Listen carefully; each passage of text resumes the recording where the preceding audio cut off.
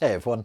So I started this project in May last year, May 2024, basically reaching out to a whole bunch of game developers who worked on Dawn of War. So I had my first interview in September last year. I'm filming this in February 2025, so it's been a bit of a long-term project for me, but it's been really fun. So basically, I've been reaching out to a whole bunch of game developers from Relic who worked on the original Dawn of War and the subsequent expansions, basically just to hear any memories they have working on the game, any anecdotes they might want to share. And it's been a really fun, rewarding project. It has taken a long time to get to this point, but it's been well worth it. So in this video, like I said, basically it is just a bunch of the game developers talking about their work on the game. I'm going to release a part two to this project where I've done basically a bunch of interviews with the guys from Blur Studios who worked on the opening cinematic animation that features in the game. I ran a poll on my Instagram and people wanted the video split in two. So there's going to be a part two focusing purely on the animation. But this video, part one, we're going to be looking at the game. So yeah, Dawn of War, classic real-time strategy game, introducing the Blood Ravens, the planet Tartarus, and a really fun casual game that you can drop in, drop out of. I highly recommend it. I think the game itself still holds up to this day, as does the animation. So yeah, I hope you enjoy.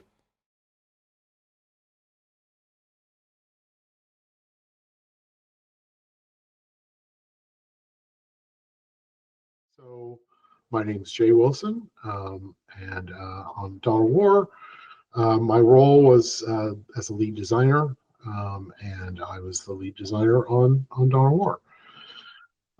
Which that role basically, I mean, it shifts from company to company. The games industry is not extremely rigid. Like, it's not really formulated very well, like what different roles do on at different companies. Like I've been at companies where designers were just like a step above QA, and I've been at companies where designers ran everything. So Relic's somewhere in between. Like the designers were important and were kind of creative visionaries at times, but also were not. It was not. They weren't kind of completely where the buck stopped. But I tend to be a little sometimes, I don't know, maybe a little overbearing or a very strong opinion. And so Dawn of War is kind of my baby. So there, I would definitely say it would be fair that I was the creative visionary for the project. Yeah, sure. So what was your role then? Like, what would you be doing on a day-to-day basis with developing the game? So, well, when the project first started, I was the person that the general manager came to and said, "Hey, would you like to make a Warhammer game?" And I said yes. You're a Warhammer fan, aren't you? Before the game. Yeah, I was a huge Warhammer fan. Like, yeah. I like that old. I don't know if you know about I'm sure you do. The big Warhammer Bible that used to be around online. It's like 600 pages or something like that of just lore. Yeah, I knew all of it. Yeah, sure. And they all knew this, and that's one of the reasons they asked me. And I said yes, I would like to make a Warhammer game. And they said, great, tell us what it'll be. Okay. And so I came up with a pitch for the project, and they didn't like it, but they said okay anyway. And so I changed it because I didn't want. Well, that's a long story, but it's actually not that long. But the number one goal that we had for the project was I at the time there was this kind of thing, and people talked about the Warhammer curse, which was there have been 6 or 7 Warhammer games, and Chaos Gate had been not bad. I actually really liked Space Hulk, but none of them had been hits. And so, and my feeling was that Warhammer 40,000 was a IP worthy of the best IPs in the world, Lord of the Rings, Star Wars, and that we were going to treat it like that, and we were going to make a game designed to, while appeal to the Warhammer user, we wanted to attract new people. We wanted to show people how cool Warhammer was. Yeah, just make a really good real-time strategy game that anyone could drop in. And so the original project that I was proposing was not a typical RTS. It was a little different. It was closer to something like Total War. which when kind of our general manager and the head of the company, who were more casual in a lot of ways, when they were like, that doesn't sound like something I'd want to play, but we trust you. Well, that scared the crap out of me. And so I'm like, well, one, because they trusted me. That was weird. Not something I had a lot of experience in the career. But also because I didn't want to screw it up. I wanted something that anyone would love. So, and we were good at making RTSs, and I had a lot of opinions about it. So we decided to make an RTS. And so I came up with a project pitch. I put together the team along with Andy Lang, who was our art director. And I think lead artist was actually his role, but art director is the same thing, basically. Yeah, cool. My day-to-day job, I was kind of the idea person for the team. Like when people needed an idea, I would be the person who they would come to and for kind of inspiration. And that's not to say that like I came up with all the ideas for the game. Far from it. I actually don't think the role of a lead designer or a creative visionary is to come up with the ideas. It's not. I think a lot of people want that role because they think that everyone has to listen to them and do what they want. And I'm like, no, that's not that role. There should be no role like that. Yeah, you're almost like facilitating these ideas. In a way, yeah. I think it's that you've got a team full of super creative people, and they all have ideas, and those ideas might be great, but they might not be appropriate. That's my job. My job is to help steer their ideas and their creativity into the lane that is the project. Sure. And that does mean a lot of my ideas end up in the game because a lot of the times people just don't know. And every decision has to be made. And so sometimes that's your job. And then sometimes your job is, hey, I've got to animate this thing, but I'm not sure what to do. Okay, well, you could do this, or you could do this, or like you can steer and give suggestions. But at the end of the day, they've got to walk away excited about the thing that they're about to do. Not like begrudging of like, well, I got to make what Jay wants now. Like, so I always feel like that's a failure if that's how they walk the conversation. Cool. And then on top of that, like I've designed a lot of the systems. So the systems that the game uses for game balance, for unit stats, a lot of the features, the cover system was designed by me. The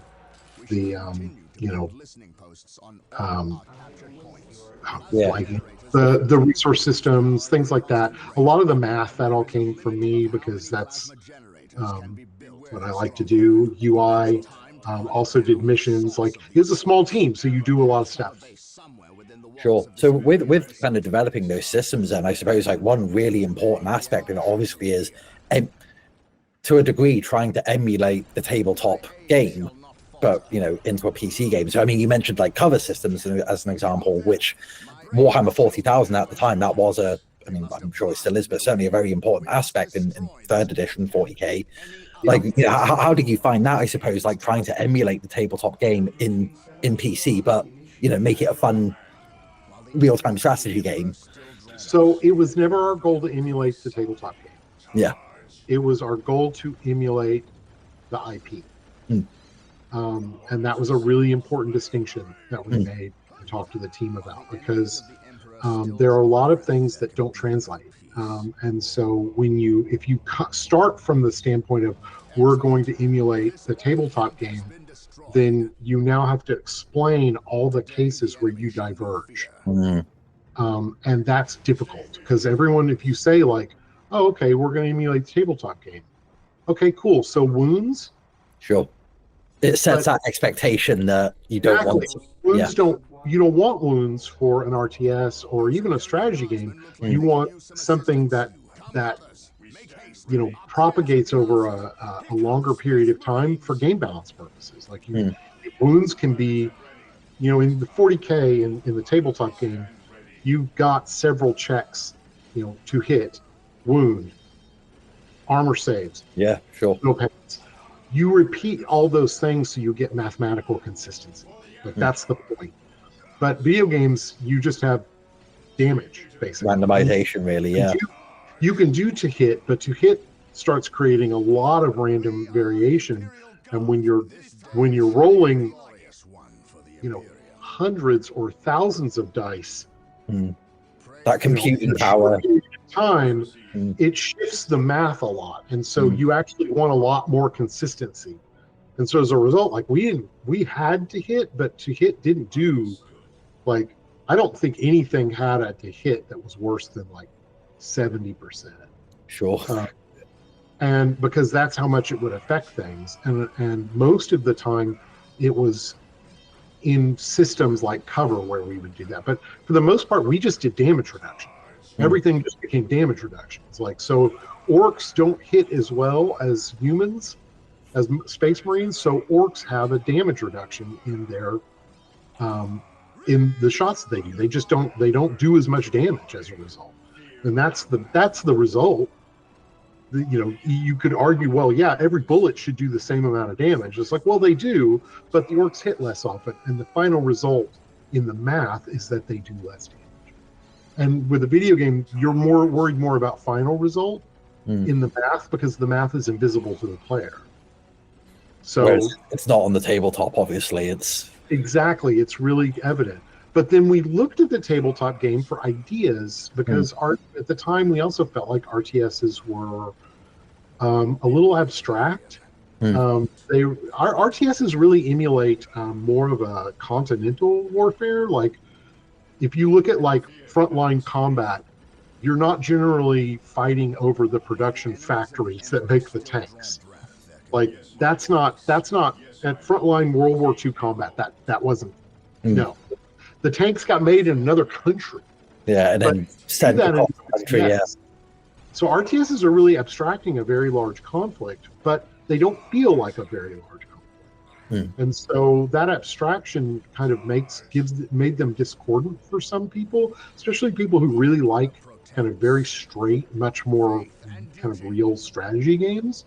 So our goal was, let's get the IP right. 2, let's make a frontline RTS, something that feels like you're at the front line of combat.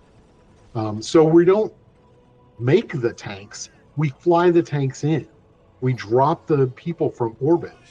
And once you and we make the game tactical. And once you get into that, well, then you start talking about, well, we should take some inspiration from the tabletop game and add things like cover and things like morale. But then again, morale's another good example. We don't want to take control away from the player. So instead of taking control away when your troops break, we encourage you through statistics to get them the hell out of there, because it's the player's choice as whether their people run or not. So those are how we approach those things. But yeah, it was very distinctly not trying to get the tabletop game. The only thing that we did look at with the tabletop game was we played a lot, so that the team would understand, like, what is the difference between an Eldar Guardian and a Space Marine. Sure, yeah, because there are going to, I mean, even within the lore, there are going to be certain, strength, obviously, and agility, kind of aspects between a Space Marine and a Aspect Warrior, for sure. Exactly. You can tell people this is what this is and this is what that is, or you can have them read a book. But what's most visceral is you have them sit down and go into melee combat with Guardians against Space Marines and see what happens. That lets them know everything. And so that was, we played a lot of the tabletop game for that purpose, and also because yeah, for sure. Yeah. I wonder, do you have any memories, I suppose, of, obviously, one of the big things with the game is the kind of introduction of the Blood Ravens as a kind of brand new Space Marine chapter. Do you have any memories of kind of where that, where that came from, where the decision was made? Yeah, I mean, we really wanted to make, like, especially, I was super big. I wanted to make our own chapter, because it's a way to imprint history onto something that matters. The Warhammer 40K universe matters, and so in a little way, I got to put a little stamp on it. Yeah, because they're a cool chapter. I love the Blood Ravens. I think I like them. Yeah. I really write them. Yeah, so the idea for them was really simple. It was just like our Andy came up with a color scheme he liked. Sure. And that was the first step on his side. And for me, I was like, well, I want something that's thematic. I want a fairly Ultramarines-y chapter, one that's not too off of what a regular chapter is. But we also knew we kind of wanted to go a little nuts with the psychic powers. You kind of want them to be a little bit recognizable, especially for new fans as well. You know, exactly. You want them to feel like regular Space Marines, but also like we knew we were going to have giant lightning. Like at the time in third edition, like psychic powers were not as big a deal as they are now. And so, but I liked them because I think magic is cool. So I was like, no, we're gonna have like big lightning storms and crazy. And so I'm like, well, if we're gonna do that, why don't we make a chapter that is bigger on librarians? Like, and that was the first step. Was like, okay, if we're gonna do that, well, what's a chapter like that like? And so we decided that it would be interesting for them to be like history gatherers. Also interesting from a like, what is their conflict from a standpoint of what tempts them? Sure. From a chaos side, and because knowledge is dangerous. And then well, what's another reason? Like why do they like librarians? Why do they seek knowledge so much? And we went, well, what if they don't know where they come from? That would be a strong reason. Like they don't know what their founding chapter is, they don't know what their founding time is, and not that we wouldn't do that. A lot of the times you do that because it's like, ooh, a mysterious past, and that's not really a very imaginative place to come from. We tried to make the mysterious past a story point, like, and so given that they would, they would be seeking that knowledge as part of their core, what they're all about. And I think Graham McNeil wrote the actual lore for them. Oh, cool. Like I think he did like that appeared in White Dwarf. Sure. And then the rest of it was just working with, we had great people at Games Workshop that helped us. Eric Mogensen was our main kind of creative point of contact, and so he helped us with a lot of stuff. We also we got to meet John Blanche, we got to meet Jervis, we got to worked a lot with Alan Merritt. Yeah, sure. All the old school names, yeah. Yep. And I know when they first came over, like they were nervous about the idea of like us making an RTS. Like they said on the plane ride over, okay, we've got to convince them that Space Marines shouldn't chop trees, and then they showed up, and the first thing I said is Space Marines aren't chopping any trees. Okay, we like this guy. Yeah, for sure. And so it's interesting. I know I tend to ramble and get off topic, but that's where Blood Ravens came from, was just that process of paint scheme from Andy. I thought librarians were cool. It all blends in, doesn't it? It all works out. So. From that. And then a lot of the stuff that has developed since then has been like the other games, or the whole thing about like stealing relics, and that comes from the fan base. There's not really, to my knowledge, anything in any of the stories. That was not the original history. The idea that they recover other people's relics, that wasn't there. And I mean, that's what the fan base of Blood Ravens is one of the few things that they seem to get a kick out of. So why shouldn't it be there? And that lends itself to an actual RTS, as well as using it as like a resource point, using it as a strategic location. Yeah, and the also like I think it was for Dawn of War 2, you had all the various kind of relics and things that you could equip on your captain. Some of them were from other chapters. Yeah, sure. So the idea was like, well, they must have stolen them. And it's like, well, no, they just wanted to include that because it's cool. But okay, then it comes like, reasoning, and the fans seem to like this idea, so okay, run with it. Sure. So you mentioned that obviously like a whole bunch of the old school GW lot coming over, and I suppose what was the conversation about? Obviously, you wanted a game, an RTS game with Space Marines in, and then you got Eldar. The original game was Chaos, Orks, Eldar, and Space Marines, and then there was Winter Assault, wasn't there? We had Imperial Guard in the first, and then Necrons and Tau in the second, and Sisters of Battle in the third. But that was done by a different company. Yeah.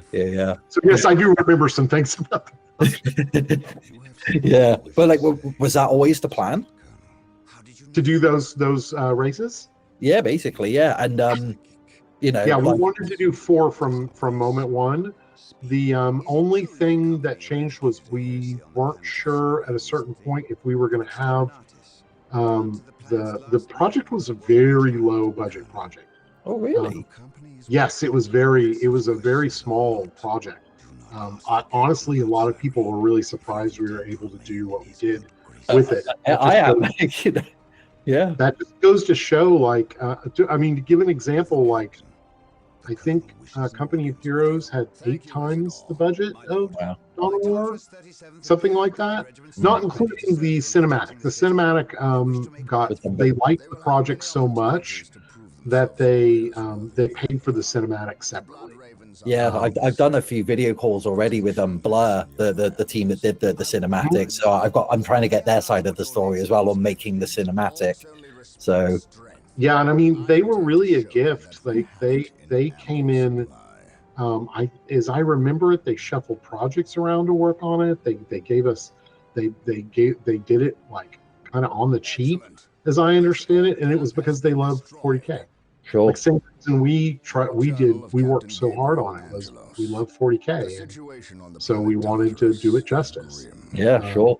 So there was a lot of wonderful. There's a lot of love that went into that project, and that's, I think, how it got to where it got. But I'm sorry, what was the question?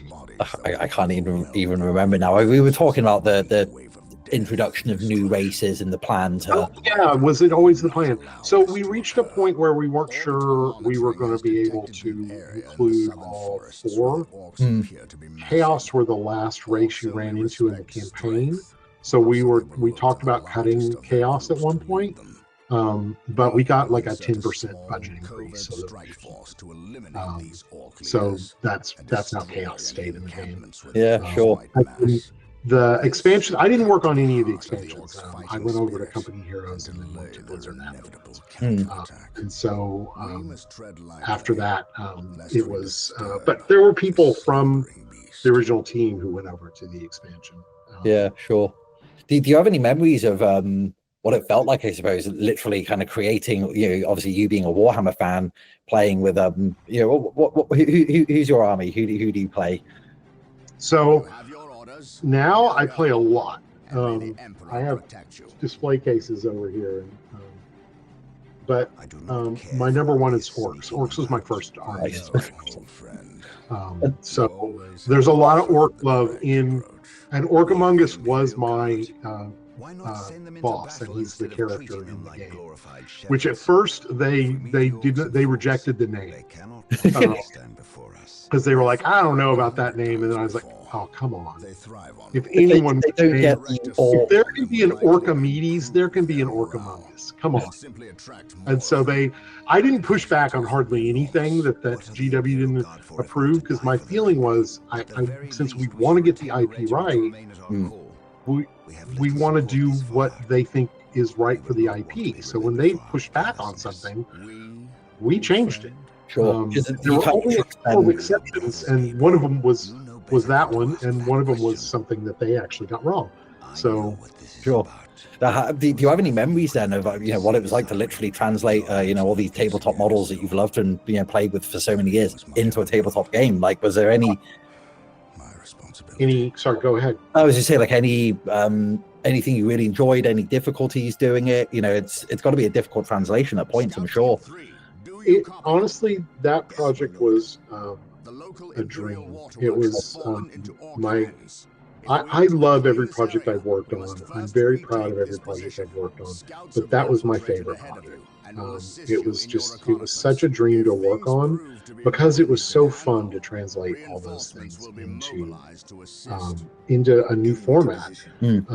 And because you could do things like, oh, can we have the avatar of pain? Like, can we have his footsteps burn? Yeah. And they're like, yeah, do you want the water to boil when he walks in it? Hell yeah, I want the water to boil when he walks. Like, so that was great. There's challenges. Space Marines. There weren't a lot of games at the time. We were kind of one of the first. So Space Marines, getting all the ability for them to move and look good moving, because they were designed to be figures, not necessarily fully animated people. And that's only gotten better with time as people have kind of learned how to really utilize the character. The old dreadnoughts, their stumpy little legs and their stumpy little arms, boxes. So you notice, like, we actually have them telescoping on it, and that's so we can get the length that we actually really needed. Dark Reapers don't look good when you put them into RTS model. They look good. You ever seen them? Remember the old game Grim Fandango? Yeah.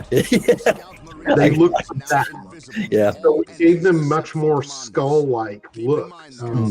But we kept the idea of it. We didn't translate away from what it was. We just made it a little grittier and a little edgier because molded it to the technology. Yeah, exactly. Because the miniatures, they can't always have that level of detail. So what looks good on a miniature doesn't always look good when you size it up. So those were some of the big challenges, and then the other one was just audio. A lot of the things we did, no one had ever done audio for before. Yeah, I know Games Workshop certainly over the last few years have made a real conscious effort of identifying what a bolter sounds like, so that across all of their animations, you know what a bolter sounds like. Whereas back then, I think it was a bit more Wild West. There's no distinct sound as to what a bolter sounds like, from some of the earlier games. Yeah, my favorite. So the thing that makes me laugh the most is the guy who Tony Gronick was the sound effects guy for that, and he'd not done video games before. He'd only done he was like 20 years of television and movies, and we had a sound tech guy who did a lot of the technical side.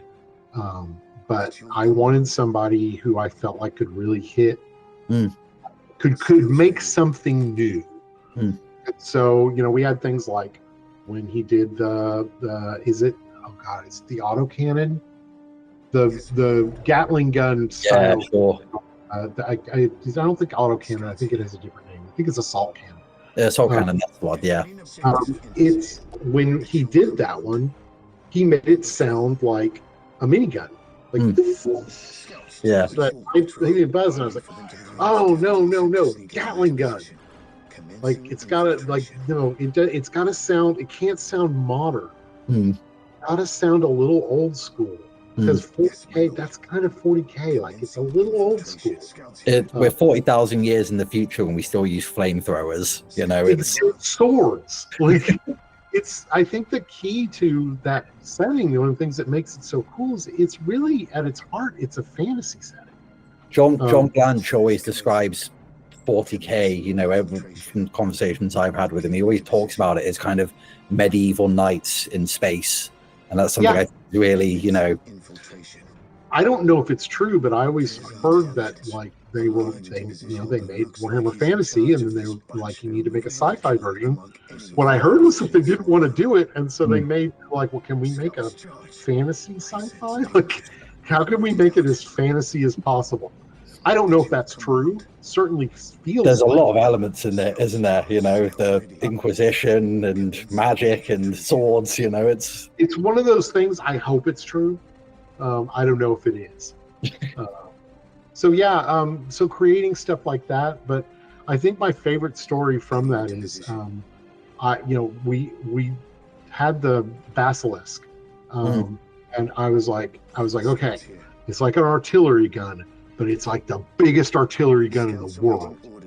And he just went, okay, Jay, that's like the 5th time you've said it's the biggest in the world. You got to tell me what the biggest gun in the game is so that I can, because I can only go so high.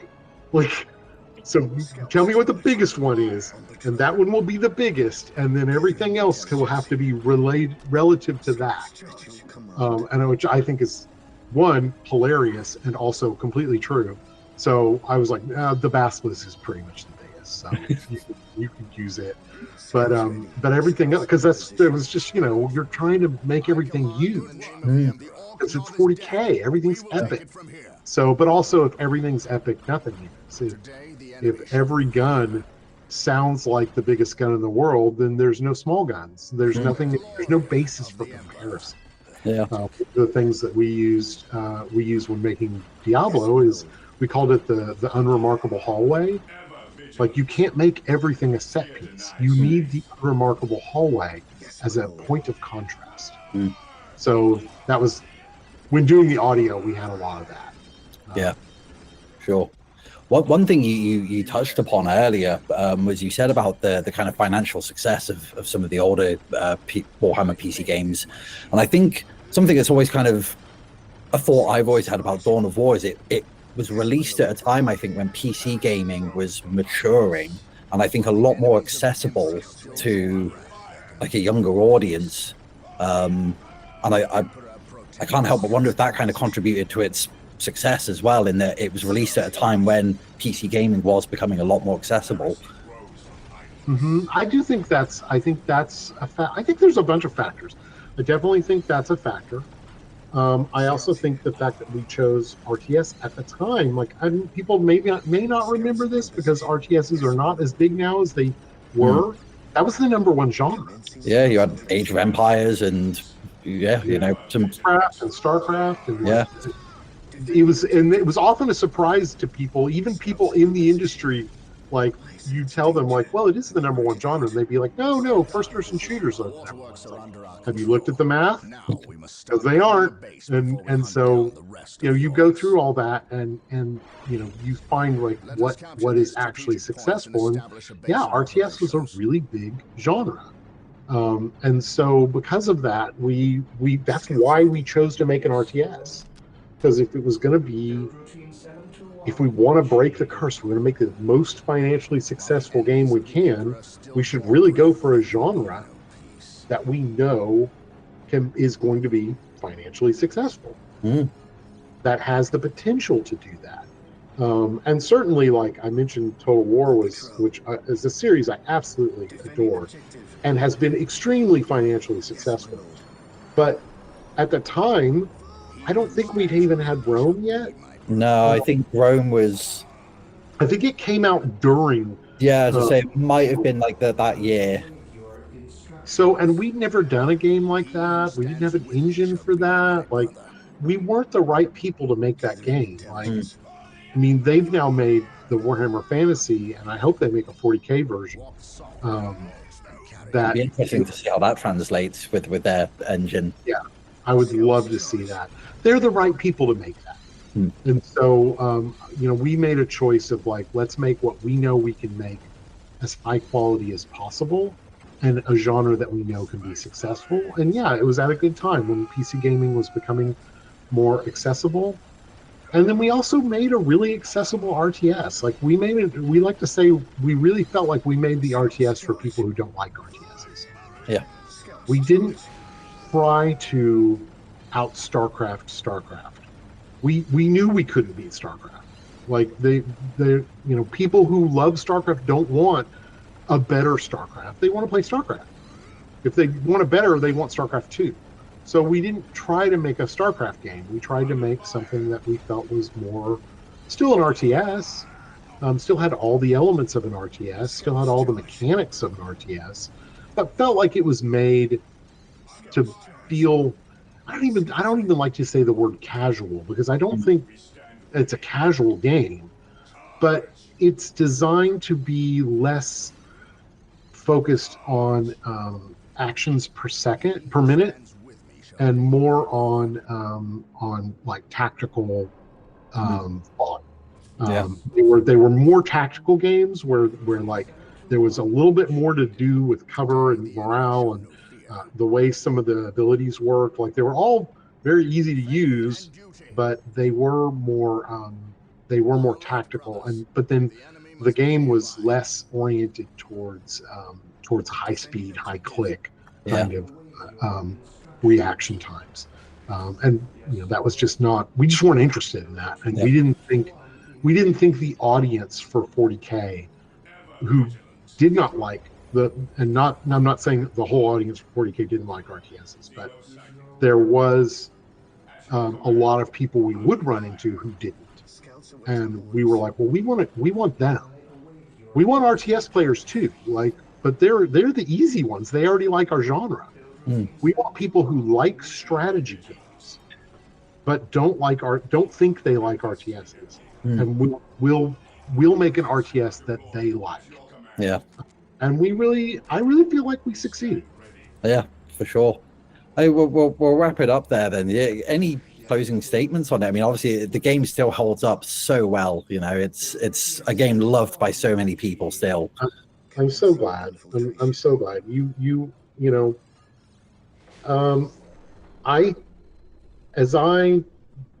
I believe that team loved that project as much as a team can love a project.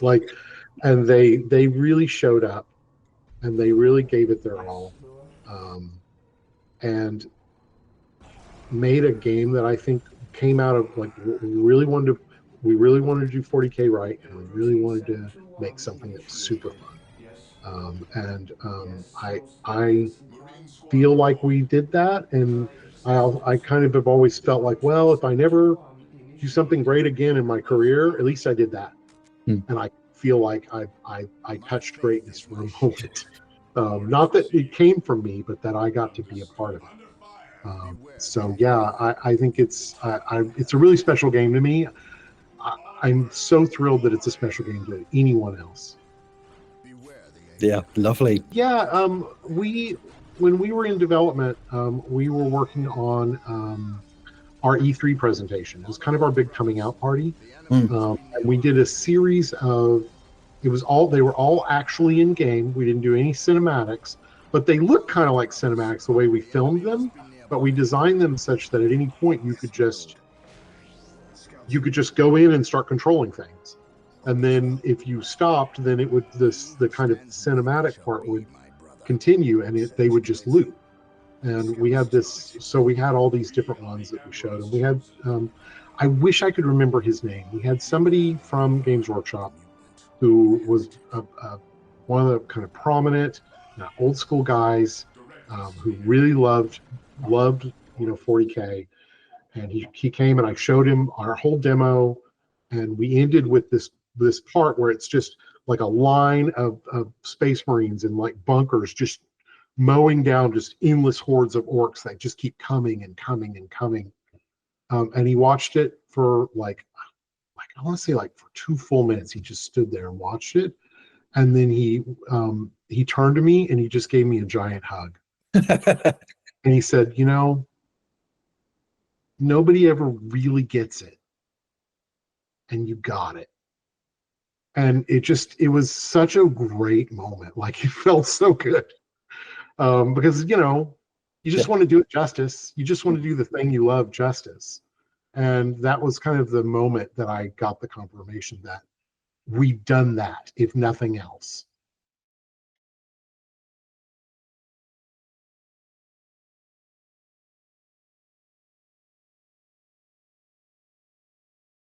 Yeah, so I'm Jonathan Dowdeswell, and I was the producer on Dawn of War. I was the producer at the Relic side on Dawn of War.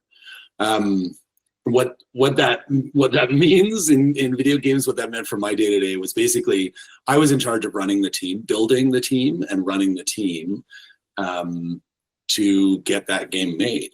I was, fortunate to be part of Relic. Relic was an amazing studio, and it's not like I found that connection. That came through the biz dev people, the higher ups at Relic. But I was with that game from the first pitch to THQ and Games Workshop until the day we shipped it. And in fact, I continued at Relic, and I was part of shipping 6 more games in the Dawn of War franchise, at least, as well as Space Marines. So it ended up being, kind of a decade of my life in all ways. Yeah. So, I mean, talk about the pitch then. Where did the project come from, I suppose? Mm-hmm. Yeah, the pitch was super interesting. So there's kind of a cool story. So the gameplay of Dawn of War was actually gameplay that Relic wanted to build, and we pitched it for a few different IPs. Okay. And I'll tell you what some of those are. So, but as a tiny bit of backstory, so there was a game called Impossible Creatures that Relic had built. That was after Homeworld and after Homeworld 2. It was a different team, and it was a different game engine. And Impossible Creatures was built with Microsoft. They were the publisher, and when that game was finished, Microsoft had Age of Mythology, I think, already at launch, and so Microsoft decided not to ship both RTS games at the same time. So the Relic team working on Impossible Creatures sort of stayed with that game. They did some tool development, like modder tool development, things like the mission editor and like the character editors and such. And Relic also, through Ron Moravec and Alex Garden, the people that ran the studio, Ron was the COO and Alex was the CEO, they started working on a document literally called, I'm not going to get it exactly, but it was like where Relic wants to take RTS. And so we had all these meetings over a series of months where the most senior designers, the most experienced people, and lots of people, different contexts, got together and talked about what's the state of RTS, what are the things we like about it, what are the things we want to change about it. Impossible Creatures was a very unique game and was really well polished, but didn't quite land. And so I think what Relic was trying to do was go, well, what are our competitors doing? Like, what's Blizzard doing? Now I'm blanking. What's Ensemble doing? And then what do we want to do with RTS? And then we started to, once that knowledge was understood internally, we started to go and pitch it. And we pitched wildly. So we had this like vision on what the gameplay was, and the gameplay really, there was a few things. One of them was it's forward bases, not like city building and combat on the battlefield. Like it's forward bases and right on the periphery of the battle, not like I'm building a town and chopping down trees and gathering, like weird stuff. And then meters away, there's archers firing and everything. It was all forward bases. Yeah. Another was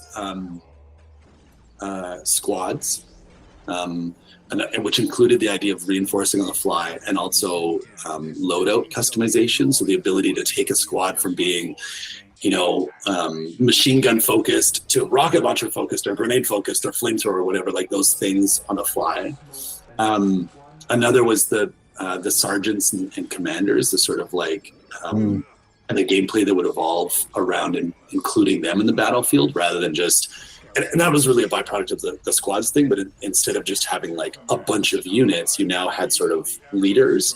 And so all of those things were parts of the, where Relic wanted to take RTS. And then we pitched a bunch of different games. One of them was Total Annihilation. One of them was a D&D with Wizards of the Coast. I think it was the Total Annihilation one was through THQ. I actually can't remember what the one was with THQ, but we put a pitch together. We had these documents, these like multi-page booklets that we would print out and get bound with the rings and have meetings. But we pitched THQ and they said, I think it was the TA game. And they said, we don't want that, but we have the Warhammer 40,000 license. Are you guys interested in pitching that? And I didn't know. I wasn't a Warhammer 40,000 fan. I knew about Games Workshop. I'd seen the stores. I wasn't a miniatures person. But lo and behold, Relic had a bunch of miniatures people, including Jay Wilson, Jeff Brown, part of that initial pitch. And Jay was like a massive Warhammer fan. And we literally, it was maybe a day and a half later that we had the Warhammer 40,000 pitch for what Relic wants to do with RTS ready. And THQ was like, cool, let's do the pitch. And it just everything sort of locked in. All the notions that Relic was already trying to do about squads and leaders, different loadouts, it just fit the fiction, right? It was already on the tabletop game. Exactly. Yeah. So it was just like, it was like this perfect meeting of minds, And I think THQ, we must have had a conversation with THQ about it early on, and then they said, okay, we want to pitch Games Workshop and we're going to arrange a meeting. The Games Workshop guys that came to Vancouver, John Gillard and Eric Mogensen, when they showed up, they had a conversation on the plane about how they wanted to make sure that the game wasn't a copy of the tabletop game. Yeah. It was a video game designed in the spirit of the tabletop and in the spirit of the universe. And they also had a few things that they cared about in terms of the tangible gameplay, some of which were squads and commanders and forward battlefields, not, Space Marines chopping wood.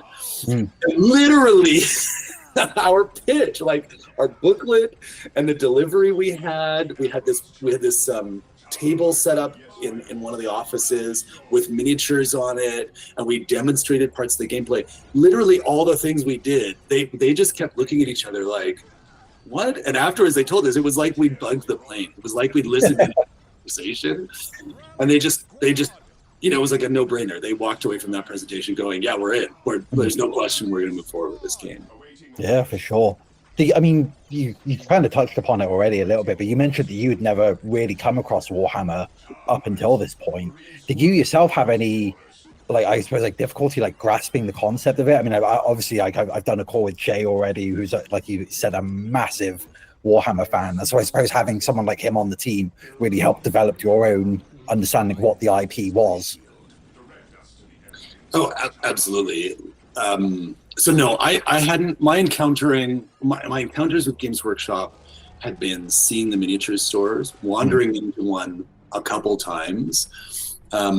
Mostly that was there was a mall in Vancouver that I used to go to. I was at EA in QA and production for a bunch of years before being at Relic, and we would go for lunch when I was running the FIFA franchise from the QA perspective. And 100 testers or whatever, a bunch of us would go for lunch different places, and there was a store we used to go to that was right next to the Games Workshop store. Sure. So that was literally my context. I'd seen it, I'd been inside. One of the staff members, who were always very friendly and engaging, had approached me and talked to me about some stuff, but I was like 19 and out for lunch with a bunch of dudes, like having a fun time at the mall, and so it just didn't grab me. Sure. When I got to work on that pitch, when I got to see what that game was about, it took time for me to develop an appreciation, but it just sort of kept unfolding and unfolding. I didn't, I thought it was painting miniatures, and I didn't really understand the tabletop gameplay. We played some tabletop games, and I was like, wow, these are elaborate and complex and so math heavy and rule based, and the time involvement is epic. But even when I understood that, I didn't really understand the fiction yet. And so I was beginning to understand the fiction behind it all, and the depth of development Games Workshop had done over the years, and the artistic treatments. Like the miniatures are so cool, but when you look at some of the original art that inspired miniatures, it's like, oh, this is a whole new thing. And then again, when we first went on a visit to Games Workshop and I got to see their manufacturing facility and I was like, my appreciation just kept growing in leaps and bounds. Yeah. Yeah, sure. And it's interesting, a few of the comments you've made about how some of the things that Relic wanted to achieve with things like the forward bases and even like the squad customization, and you kind of touched upon that being something that Eric and John Gillard are kind of chatted about as well. I can't think of any other PC games around that time that had any kind of system like that. And you kind of mentioned that it was like the kind of marrying of two minds. Games Workshop had that idea, Relic had that idea. So I'd say that was like really crucial, I suppose, to the game's success of like translating a tabletop war game into PC, but without it being a direct translation, I suppose. Mm-hmm. Oh, I definitely think so. Yeah. Sure. The games we took some inspiration from, Warcraft 3 had the commanders or leaders or whatever. Yeah. They were really significant on the battlefield, that we didn't want them to be, a lot of the gameplay revolved around them. In an interesting way, Dawn of War 2 kind of went heavier in inspiration from Warcraft 3 in a sense, but that was an element. The Total Control series had been interesting for us as a studio. But I think really what Relic was about then, though, was like Homeworld had been a darling and revolutionary. Impossible Creatures had been born of just like spirited imagination, and it taught the studio a lot about what it took to build a game properly. Like Microsoft was a solid partner. They had a balanced design team, a balanced test team, and they had incredible resources that taught Relic a lot. And Relic at that point was going, okay, we're established. We want to be big. We want to be synonymous with RTS. We want our games. We don't want to be a flash in the pan. We don't want to be a studio that just like kind of barfs out games and goes, we hope it works. So there was like this really focused energy on understanding what was making other games interesting and compelling and fun to play, and interpreting, like finding sources of inspiration for ourselves to go, how do we make something that feels distinctly Relic, but lands with customers. Even Company of Heroes echoes the traits of Dawn of War. That game, we got the Dawn of War, the Warhammer 40,000 game with THQ, and developed a prototype over the first 3 months. The prototype was a wild success. It was super, super fun. And THQ said, let's do another. And so even though Company of Heroes, a World War II game, quite a bit different than orcs and elves in space, many of the tenets of the gameplay are similar. Forward bases, limited, classic resource production, monstrous tanks. I mean, they went even harder core on that. Cover with massive innovation there. But you could see that that was what Relic was about. The games were hanging on to Relic's vision for what itself wanted to be, which is fascinating. Yeah. Do you have any memories on, I suppose, deciding what content was going into the first game? So obviously the first game introduced, I think it was like the Space Marines, the Orks, Eldar, and Chaos. Right. Can you remember any conversations really about that process and deciding, who to pick and who not to pick, I suppose, Yeah, lots, man. Well, there's a couple things I'll describe there. The first, so I just mentioned the prototype. Yeah. That was part of the contract. The Dawn of War contract was 21 months long. That was the length of time we had to build that game. And the first 3 months we set as building a prototype. So that prototype, originally when we set out to design it, it was like, okay, we're obviously going to use the engine, our technology from the Impossible Creatures game. We're going to skin things as quickly as possible and focus on that core gameplay. When we designed that initially and pitched it, we had Marines and I think maybe Orks as antagonists in that little prototype. And we were like, we'll build, 3 types of each, like a heavy bolter, flamethrower, rocket launcher, and a tank and a dreadnought, and then sort of similar on the orc side. And right away, as soon as we started, we landed the contract and then started building it, I, as the producer, was like, our math doesn't add up. We don't have enough time to build all these things. So we made a quick decision just to do Space Marines versus Space Marines. I think that's what it was. We were going to get like 1 orc flamethrower and 1 Space Marine rocket launcher and 1 orc boy or like the Kill Can and one Dreadnought tank or something, and it was like, well, if we have these 4 units, we can't really play against ourselves. So instead of having the correct fiction, like, you know, Orks fighting Space Marines, we just made it so that it was Space Marines versus Space Marines in that prototype. Yeah. So it's sort of a, you know, decision about what to put in the game, but I think it was a pivotal moment for us as a leads group, because it was literally like 2 weeks into the game, and it seemed like a pretty pivotal decision to make, but it paid off, because what we ended up with was, you know, 3 ground units, 1 Dreadnought, and 1 tank, and you could have hours and hours and hours of gameplay with that. It also helped us focus, you know, our technology on like the reinforcing and the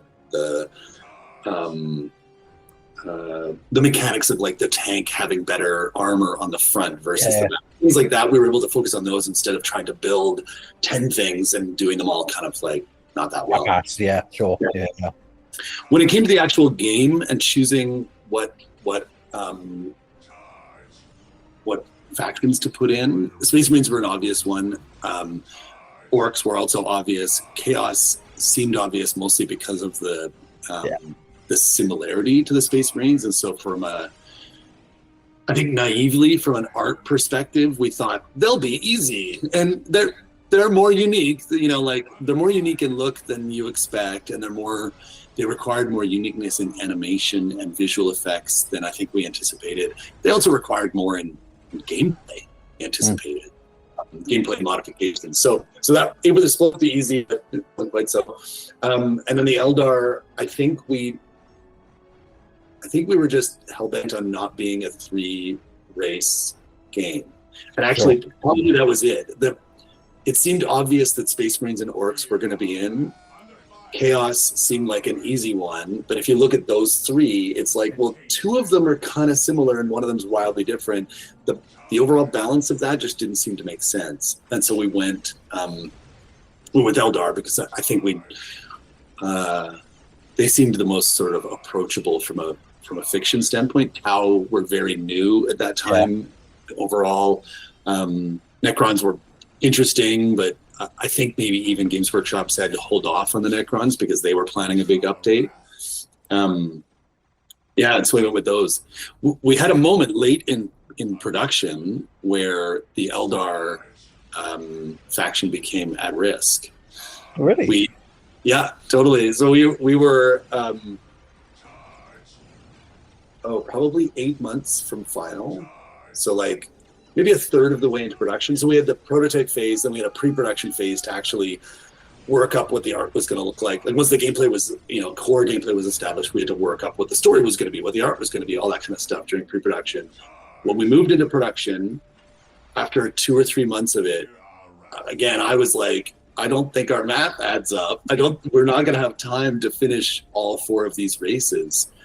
And I remember we actually went to THQ, and my counterpart there, Sean Dunn, and I had a conversation with him saying, I think we're going to need to add some more money to the budget if you want to keep all 4 races.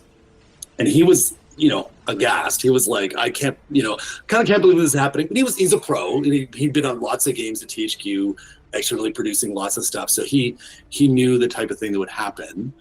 And he was very good about it. And he just said, okay, so what you need to do is pull together some evidence, document what you think is happening and document what you think we can ship with currently, and then what you think we should ship with and what that will cost.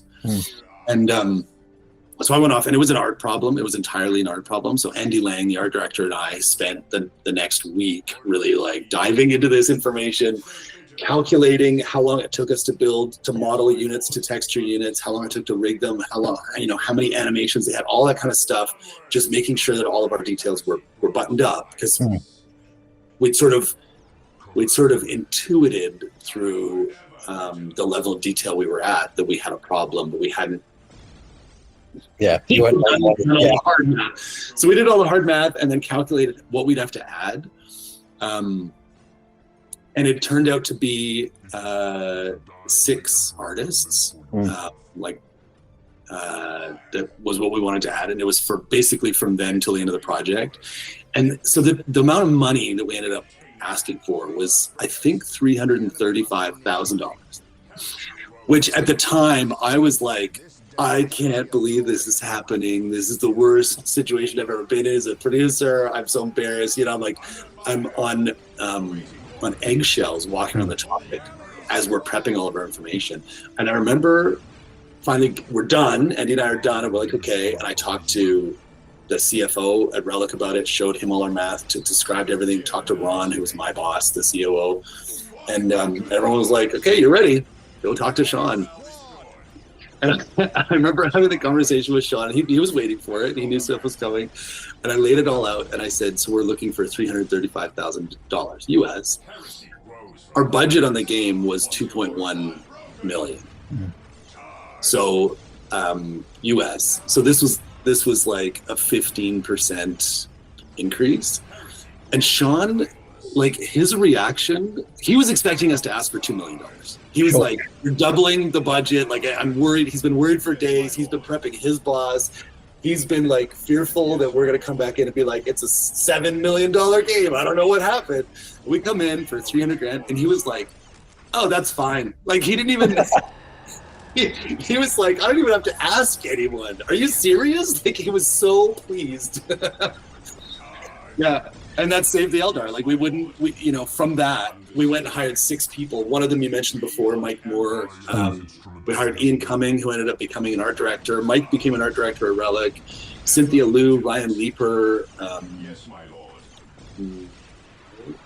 another Mike, 2 other people. There were these, like, this cohort, 6 artists from a local school in Vancouver, Cap College, I believe, who all came in just screaming hot and, like, dramatically added to the game. Yeah, that's crazy, man. Yeah.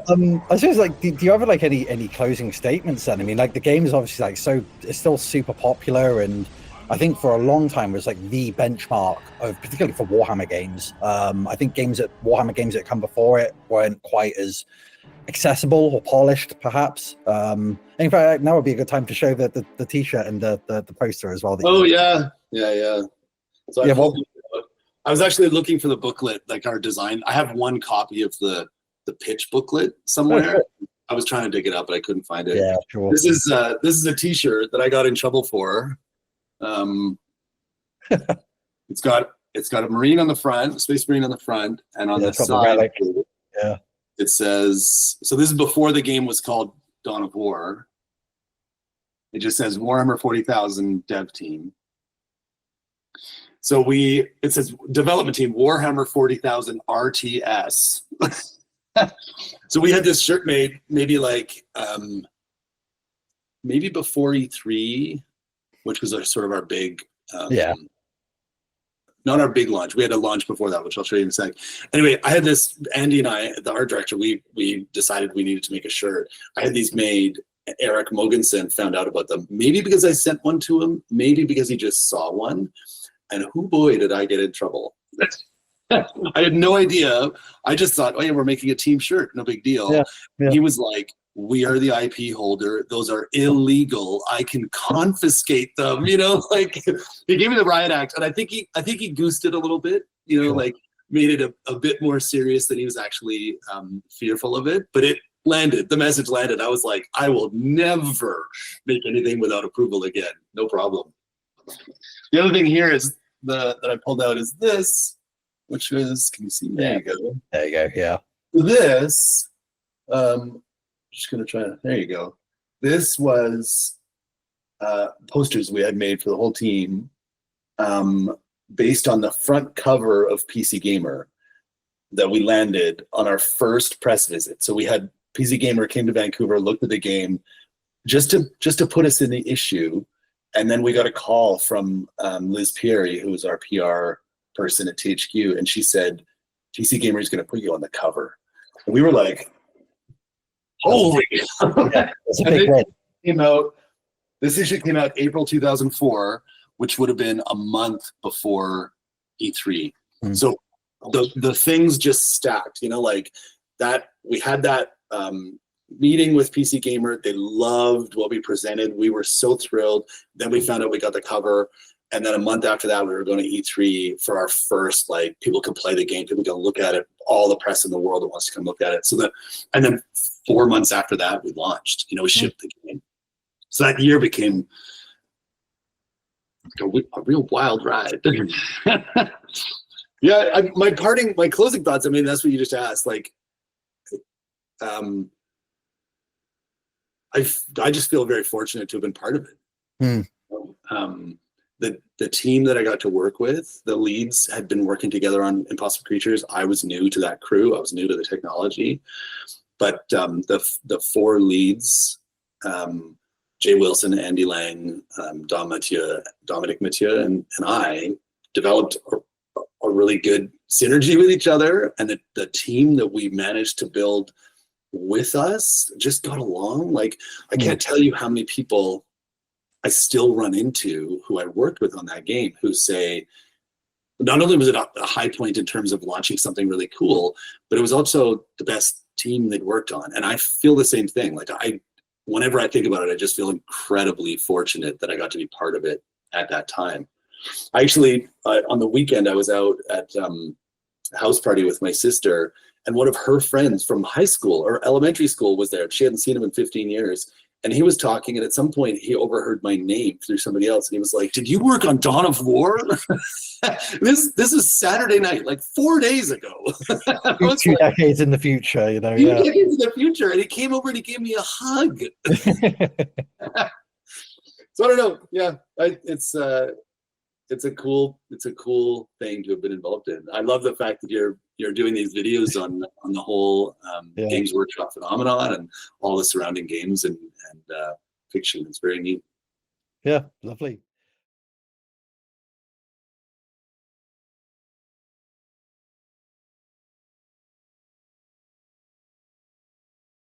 My name is Andy Lang. I was the art director on the original Dawn of War. So my job was to translate the tabletop game into an RTS, like the visuals. Wow, yeah. So how did that come about then? How did you get involved with the project, I suppose, like from the get-go? Yeah, how I got involved with the project is I work with Jay Wilson on Impossible Creatures, the sort of precursor to, I think, Riot's sort of next evolution of RTS games. Like we built, and so we worked together on that. And Jay Wilson and Andrew Chambers, some of the designers, the lead programmer Dom, would play Warhammer at lunch, and I sort of was always hanging out, checking out the miniatures and looking at always a fan of the art as a kid. And then we got there's a rumor floating around Relic that we're talking to 2HQ, who had the 40K license. Sure. And as it got more real, Jay Wilson's like, "I want you to be the art director." I'm like, "I'm super on board." So I mean, like, why wouldn't I? So we were super excited, and we wanted to, like, it was really important for us to, like, do this RTS right. Yeah, sure. Because we've seen all this sort of terrible Star Wars attempts by other studios, and we're like, if we're gonna do 40K, it's gonna has to be like what's important to 40K, and the fans of both RTS games and the fans of Games Workshop, Yeah, sure. So I mean, as the project kind of came to life, then you mentioned about kind of like creating all the artwork and whatnot. Can you talk a bit about that? I mean, obviously the base game came with 4 races: Space Marines, Chaos Space Marines, Orks, and Eldar. Yep. So you would have been creating all these additional art assets. Kind of, I suppose you don't want to directly copy Games Workshop. You're creating your own content. Like, let's talk about the process, I suppose. Yeah, the way we went about it is, we started with the base. This thing is like the tabletop and an RTS camera are similar. You're looking down on a tabletop, so a lot of the detail in the models are nicely top loaded. So it works really well naturally this translates really well to an RTS. Yeah. And then we spent a lot of time just getting the units right. And I think one of the things that Games Workshop was most worried about is all the buildings. Yeah, that was going to be one of my questions. But I'll let you talk.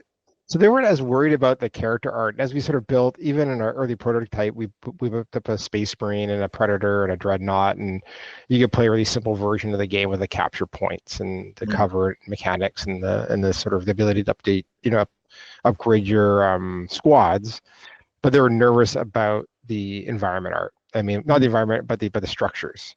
because no one ever seen a Space Marine building before, or an Orc building before, or and, Yeah, I think up until this point, yeah, Games Workshop artwork infrastructure had been non-specific. yeah. If that's it was just world building, I suppose. Exactly. This is back in 2002, and they're way tighter with the. I mean, they're really, really tight with their IP back then too, and so they're more nervous about it.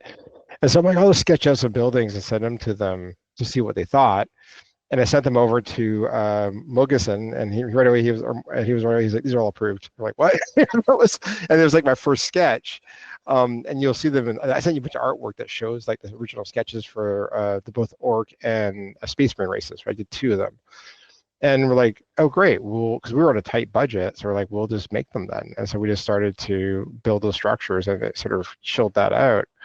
And then the 4 races is an interesting story. So originally, like Relic had a lot of story production. You played Homeworld, you played Impossible Creatures. There was like cinematics and animatics and like dialogue.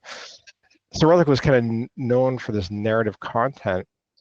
And it came to a decision point where part of Relic was pushing for 2 races with a better narrative, and on the team we're like, we need 4 races. Like, let's just do a shittier job in the narrative, because I think everybody wants to be able to play their 4 favorite races in the game, and so through a lot of like arguing and discussion, the Relic executives came on board with that decision too. Like, it's what's right for the fans, and so that's why we shifted to the 4 races.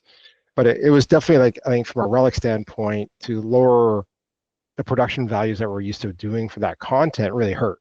But this wasn't the first time we sort of diverged from that sort of ideal of like great storytelling, or great for a video game anyway, and really went for like just the 4 races and like an okay like single player experience, So I was gonna say, for you personally, then, like, had you had this depth of experience before? I mean, you mentioned like seeing your co-workers play the tabletop game, and you were a fan of the artwork, but now on a professional level, you're really having to dive into the IP, Yeah, I mean, one of the best things we did is Jonathan Dowdeswell, myself, and Jay Wilson took a trip to Nottingham to get a tour of Games Workshop.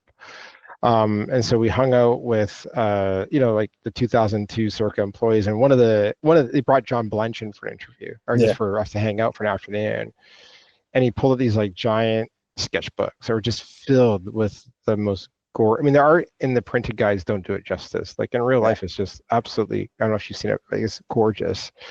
And we were just able to sit there and pick his brain about the IP and about like his like weird medieval torture device book from like the medieval times that he uses for like inspiration, like everything. And he was showing us all this like crazy artwork.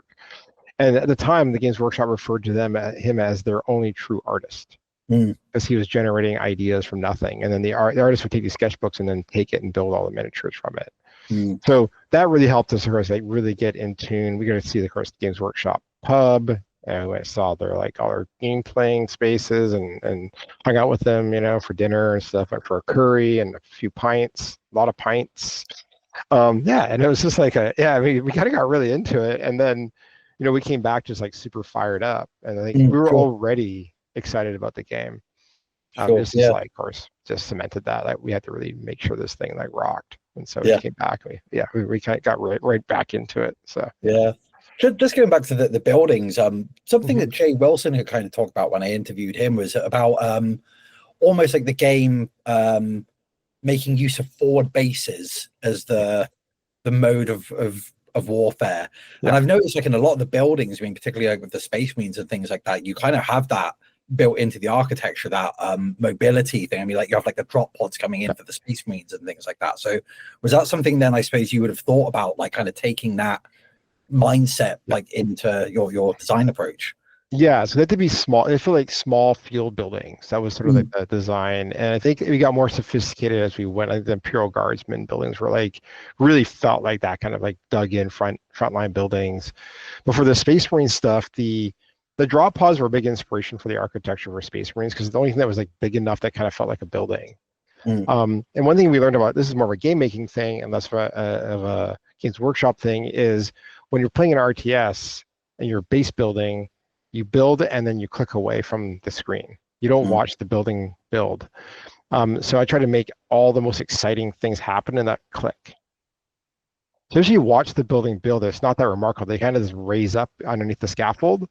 So all our production value went into that one click. And we did that for each of the races. So when you clicked, it felt very like, the first time we did the Orks, I remember like Sean Dunn, our partner at THQ, was like, I thought it was like under attack because of the way that the bombers came in and dropped those big balls of junk. But it was super satisfying. And I think it really was like, it felt visceral and it fit the creative direction we're trying to go for. And yeah, I mean, I was like super happy how that turned out because it was like really cheap for us to do. Sure. But it was highly impactful. Where in Dawn, where like on previous games, like Impossible Creatures, we had very elaborate build animations that no one watched. And so that's where we kind of learned that. We're like, I think we'll just focus on like making that first click awesome. And a lot of the game is like that. You click on the capture point, there's a bunch of like stuff we do to make that really feel satisfying. So a lot of it was like a first click kind of experience, really tactile. And so we're really focused on all those kind of pieces as you're building the game, you know? Yeah, that is something you just mentioned, like the capture points. Like, yeah, like when you do click it, like it kind of highlights and pings out, and it's Shakes a little satisfying. bit. Yeah, like it's satisfying to watch, and you know, yeah, for sure. Do you want to talk about a bit? I mean, you mentioned then Winter Assault as well. Then, like, what had changed? I suppose, like as just a really broad question. Yeah, I mean, there's one other sort of fun story I think from Dawn of War. So again, I think about this moment often. Like in the original Dawn of War, we throw a lot of guys in the air. Sure. And when we first put it in, they kind of they had physics and they kind of this like really were light. And so we actually added in code and we should tune that we could float them a little bit. And so you could see them floating through the air. And it was one of those ones where we're playing it, but like we need to really, so people can see this because they're going to miss it.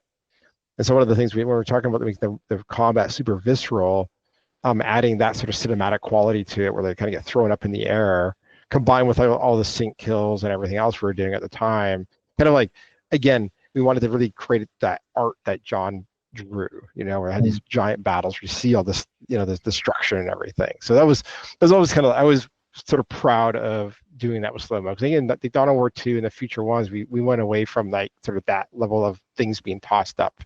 But then the original had a really good sense for how that got thrown in the air. I think the biggest thing for Winter Assault we did that I thought was really innovative is the end boss. So when Andrew Chambers was the game director on it at the time, and when we built the demon prints for the original like end boss of the original campaign, and when you build a dense enough amount of rocket launchers, you just like smoked them. So there's no way he wasn't a good RTS boss. He was like a classic game boss. And so I was like, why don't we pick like just the Necrons and chuck them in there as their end boss? We wouldn't explain why they're there, because that'd be a way cooler end boss. They're going to be a surprise, you know? And they're like, hey, can we do that? So we went and we had the budget for like one model, and and so we just built like a really simple like sort of setup, and we could blow apart them. They could kind of crawl back together, like figured all that out, and it made for like a way more enjoyable sort of like final boss. I remember playing it at the time, and like you say, it was a massive surprise because there's nothing in the marketing or anything like the kind of pre-release of Winter Assault to say, by the way, there's another race kind of involved. You know, you think it's just the Imperial Guard, and then Necron. And just me and Andrew jamming. We're just jamming on ideas. We're like, how about the Necrons? He's like, yeah, it's good. Can we do that? I'm like, I think so. Let me go figure it out. Was this, I mean, by this point, did you know that you were going to be making, because the next release, was it Dark Crusade? Dark Crusade. And that was obviously introducing the Necrons as a race. And was that kind of like a precursor to it, or is it a happy coincidence that you just decided? Coincidence, yeah. Wow. Yeah, so I only worked about Winter Assault for about halfway through, and then I was asked to help another project ship. And Roland Longpre, the art director for Dawn of War 2, took over for me. Sure. And finished that game. And then Ian Cumming was the Dark Crusade art director, and that's where like Johnny Ebert, the game director for that version, brought in new races and added the Necrons and those things. That was just a fluke. We just wanted a cool end boss. That was it, you know. And that's the work when Andrew and I were both fans of Necrons. Like, that'd be really cool. They're so different. It's just texturally and visually so different than other races. It'd be a lot of fun. Yeah, sure. I mean, is there anything like you're particularly proud of, or anything that you do differently, kind of given more time, more budget, or anything? I know it's a very broad question. Yeah, I think the original budget for that game was like 3.7 million US. So it was even for, is it? Pardon? That's not loads, is it? Like that's that was cheap for that time. I think I think like Impossible Creatures was 5, and like Company Heroes was like 15 or something. Yeah. Like it was cheap. Mm. And I think the game, the only thing that I regret is how we did the team color. I mean, we give everybody robust. We wanted to have like a lot of expression with the team color, right? Cool. But when we finally, the way we set up the shader, when we actually went to implement it, it just didn't work. And so we had to quarter the resolution of all the textures. Yeah. So the texture quality got super blurry when you pick your own team color. If you pick our defaults, and you're running like the full big texture pack, you'll get nicer looking textures. But it killed me because we spent so much time putting like so much love into each model. They really kind of give them like that a really nice look. And this to have the textures quartered was just heartbreaking from an artist standpoint. But I don't know how it was from the fan standpoint, because you change your trim color and do all the different patterns. I mean, that was more important for us. Yeah, as a 13-year-old kid, having the ability to like paint your own Space Marines in a game was awesome, So and bringing your own shoulder, So that was like because you're like, this is what people want. So my conceit was like, we had the default classic races with the full res textures. Yeah, and so you pick the Space Marines from the Multi-Marines from the drop down, you'll get, or the Blood Ravens, you get the nicer looking textures. But to your point, it was a very fan-driven game, and we knew that was way more important to have that. So you build your dream sort of paint job, right? When I interviewed Jay Wilson, he kind of mentioned that you came up with the original colors for the Blood Ravens. Yep. Do you want to talk about that? Yeah, the Blood Ravens are inspired by we're based in Vancouver, British Columbia, and there's a lot of like Haida art. Haida art usually has like beige and red and black, and it's sort of like our Aboriginal, like we call First Nations. In Canada.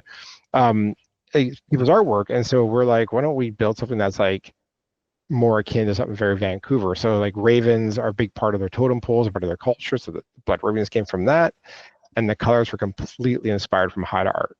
Sure.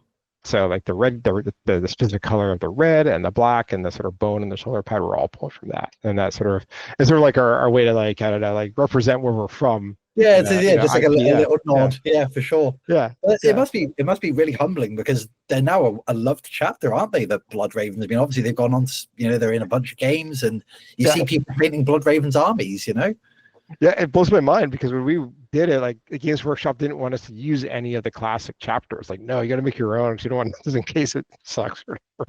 And so we're like, okay. So Jay was like, I'm the Blood Ravens, and you wrote this really cool backstory and everything about him. And I'm always surprised when I look on fan sites when I see people painting their Blood Ravens army. I was like, oh, that's awesome. Yeah.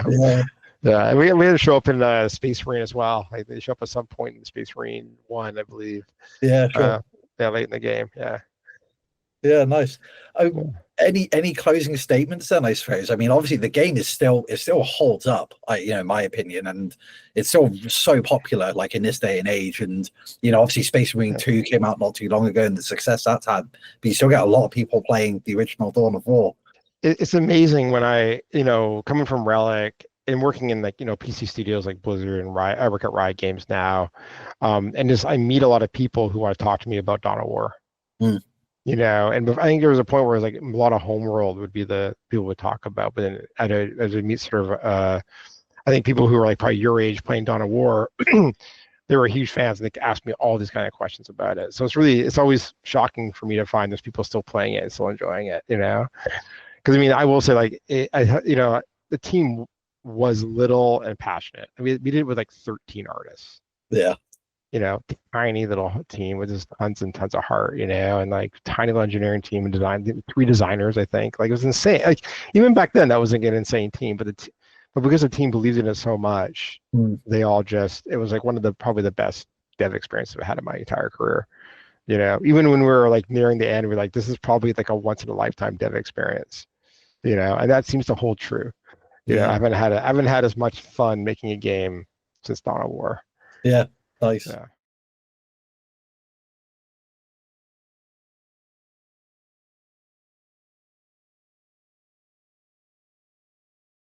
So my name is George Hormoen, and I was the animation programmer on the original Dawn of War, and did some gameplay on the prototype for it, and gameplay on the expansion packs and that sort of thing. And I've played Warhammer before joining Relic, and I had Sisters of Battle back in the day.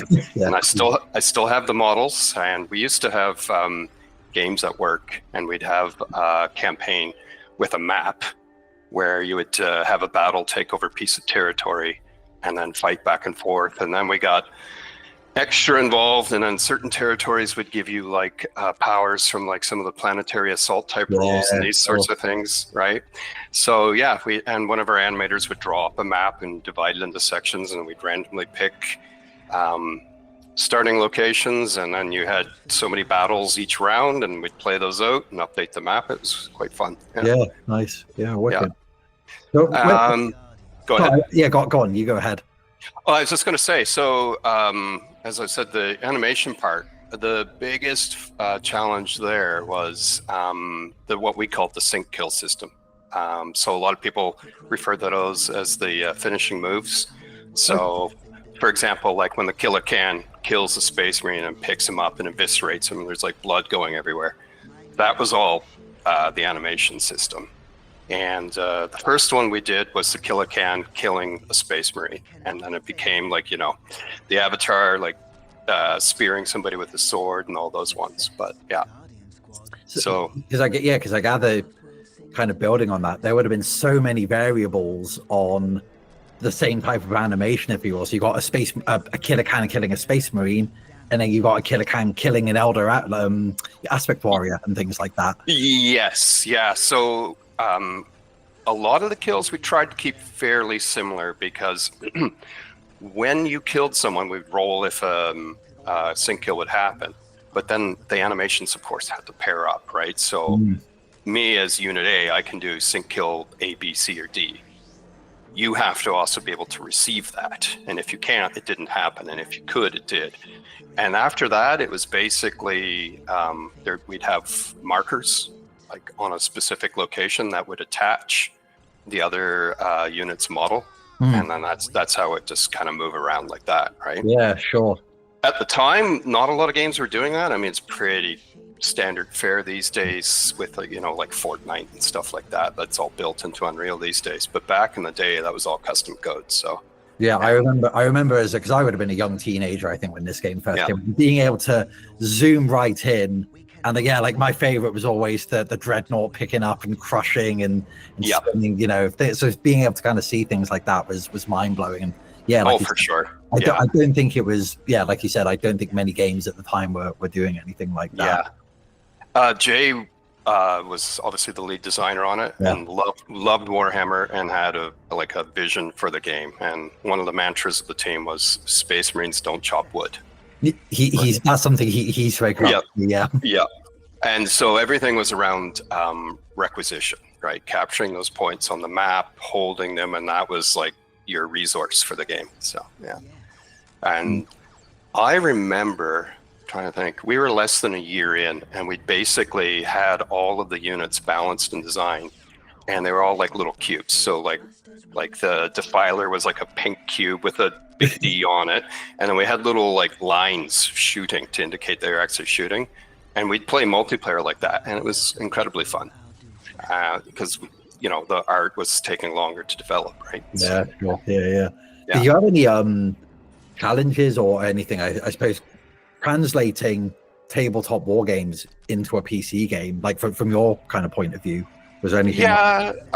So in our case, it was never meant to be like a one-to-one with the games, right? It was, the setting was the inspiration, and just being true to the vision of the IP.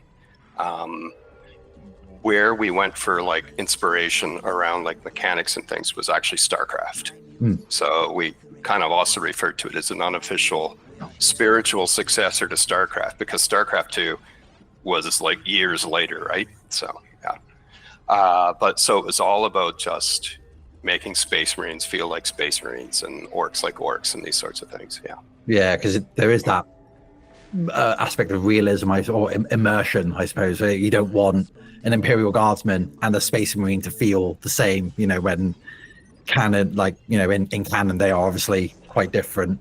Yeah, and I mean the IP's a bit over the top too, right? So we really leaned into that, right? So it was always like, whenever there was a finishing kill, it's like, no, needs more blood. And it's like, there's not that much blood in a person. Doesn't matter, needs more blood.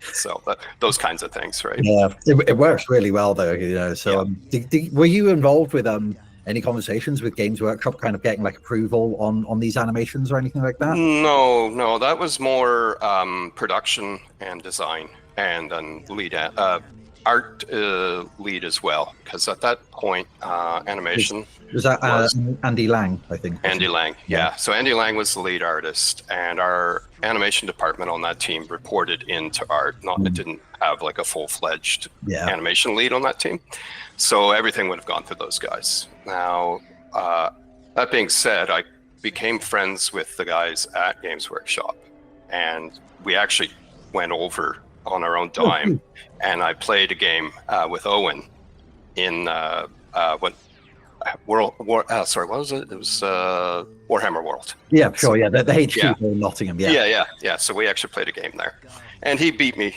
resoundingly. So, yeah, sure. That must have been a great experience. And like, I mean, obviously you were a Warhammer fan beforehand, anyway. But I suppose having the models as a reference, you know, must have been really helpful. You know, particularly for if you're trying to replicate the world itself.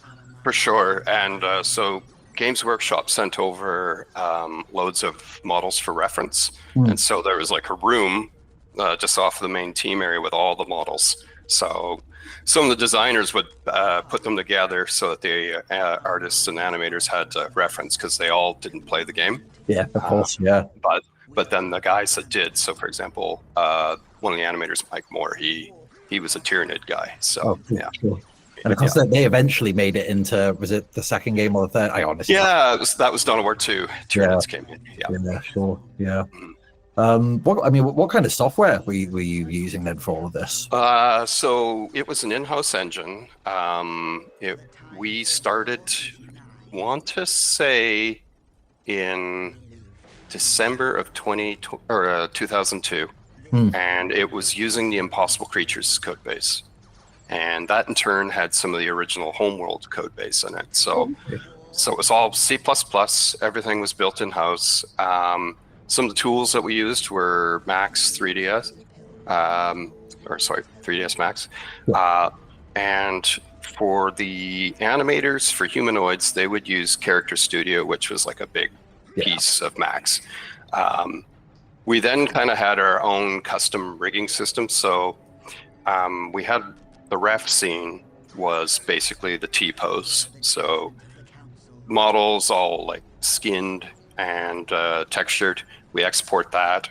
And that was kind of like this is the go-to. Because as time went on, they would build up animations and they'd go back and tweak this. And then some of the animations didn't necessarily have the same layout and bones, these sorts of things. So when we exported animations, we would just do like all absolute positions and transforms. And then in our tool, we'd go look up, okay, well, what's the ref? Okay, now build the deltas and then do the space optimizations and these sorts of things. So that worked fairly well. That was all custom code that we developed myself primarily. And then there was a team of 4 animators that used that. Yeah. Well, and I can imagine you would have done a lot of kind of Q&A on even like all the even like kind of going back to the kill animations, if things are happening too fast or too slow, or, you know, is it the right amount of blood, as you said, coming out? Yeah, so the engine originally didn't, it was, you know, it was a product of its time. So we would update all the units and then we would render them. Well, depending on the order of updating, you had a one off by one kind of frame, right? So I'm the guy that's about to be killed and you're the guy killing me, but you, depending on the update order, you would have just slight jitters. Oh, man. Yeah, so what we did was we did 2 passes. It's like, okay, everybody update your state. Then if you're visible, skin things, then render, right? And then that just fixed everything at the cost of performance, but yeah. Yeah, sure. Yeah, I suppose that is just a, like you said, a product of its time at the cost of performance. I think that nowadays you'd be able to do that in a morning. Oh yeah. I mean, Unreal Engine these days is like head and shoulders above what we had at the time. I mean, even the Unity as well. But back then, it was all custom C++ and Yeah. Did you do any work on the expansions? Can you remember? Yes. So there was myself and the lead programmer, Dominic. We were the two guys that went over to the expansion pack, and then we hired in a couple more programmers. So I worked on Winter Assault, which was the Imperial Guard. And then I did a bit of work on Dark Crusade. Yeah. And then went on to some other projects, some internal, different company as well. Then came back and was the lead programmer on Dawn of War 2. Oh, cool. Nice. Yeah, wicked. I'm sure I'll do a video on Dawn of War 2 in the future. So there you go. I'll reach out to you then. Yes, but I mean, I think that's about everything from me. Like, is there anything more you want to say? Any closing statements or anything? Not really. I mean, Dawn of War was one of the best projects I worked on because it was a very small team. Everyone knew what the vision of the game was. And, there was like time and budget constraints, which, everybody's like, oh, we need more money. But it's like, no, when you've got this much time and this much money, it really focuses what you look at. So we were always like, okay, is this the best thing we should be doing right now? Yes or no, right? Because if you have unlimited time, you can spend 2 or 3 months working on like whatever, and no one will ever see it, right? So it really focused the team. It was a good team, and we shipped on time. I think we were literally within hours of sending the release candidate to THQ that we anticipated, because we're like, no, we're hitting this, we're shipping this on time. So what are we cutting, right? So yeah. Oh, another thing that we worked on was a team color system. Okay. So that was basically, how you could paint your army, of course. Army painter. Yeah. So what we would do there is the textures were all grayscale, and you had inputs on those the RGB channels, and that's how we did that. Yeah. And then we would bake those textures, because this is before like pixel shaders and vertex shaders and all this sort of stuff, right? Where it's like easy to do. So we baked textures at load time, and GeForce 2 MX was our min spec. So as you can imagine, it was a treat getting everything to fit in memory, especially when you had 8 players and they all had different army colors. And then, there's one night I was at work, I was just working some overtime, and I'm like, what'd be cool is to see this in the main loading screen. So I coded that up one evening after hours. If you do a custom army, it does come up then, doesn't it? On the so whatever army you played last and whatever your last color scheme was, it just cycles through. Yeah. Oh wow, that's really interesting. And I really enjoyed that feature. And I know different company, but Total Warhammer games, I know that's something that a lot of people really wish was implemented in Total Warhammer, is being able to do your own paint schemes on, Dwarf and Empire and Orks and whatnot. So, but when it was a thing in Dawn of War, I really loved it. It was great. So I worked on that. I think it was just one evening after work, and then Jay came in the next day. He's like, "Oh, this is awesome!" I'm like, well, great, because our lead programmer is like, I don't know, it'll slow down load times. And it's like, yes, it will. But it's worth it, because a large element of the hobby, is homebrew Space Marine chapters, homebrew paint schemes. Exactly. So again, like, I know you're not trying to directly translate tabletop to war games, but it's part of, it's the 100%. Yeah. 100%. So those are the two big things. And then there's this like the day in, day out of like, okay, this isn't working, or my animations aren't exporting, these sorts of things. So that actually gobbled up a lot of time, because the tool chain was all homebrewed and pretty rough. So yeah.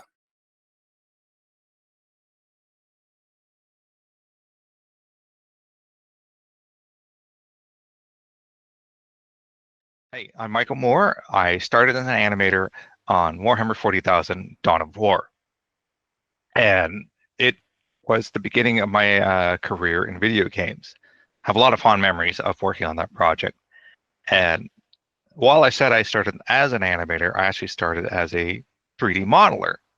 I remember some of the characters I made were the Eldar Ranger, the Eldar Bone Singer, the Eldar Farseer, and the special character in the campaign, the the Imperial Inquisitor Toth.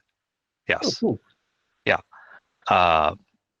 Midway through that project, I always wanted to be an animator, and I already had friends that I were friends with on the team already ahead of me. In fact, they were the ones that were the key people that was like, Mike, do you want to apply to Relic? They couldn't say what the project was, and a little bit of a preamble to this, they already knew I was a Warhammer 40K fan. I got into Warhammer 40K with the 3rd edition of Tyranids and Necrons when they came out. I'm not still a player. I think I dropped out of playing the game at when 5th edition, shortly after 5th edition came out.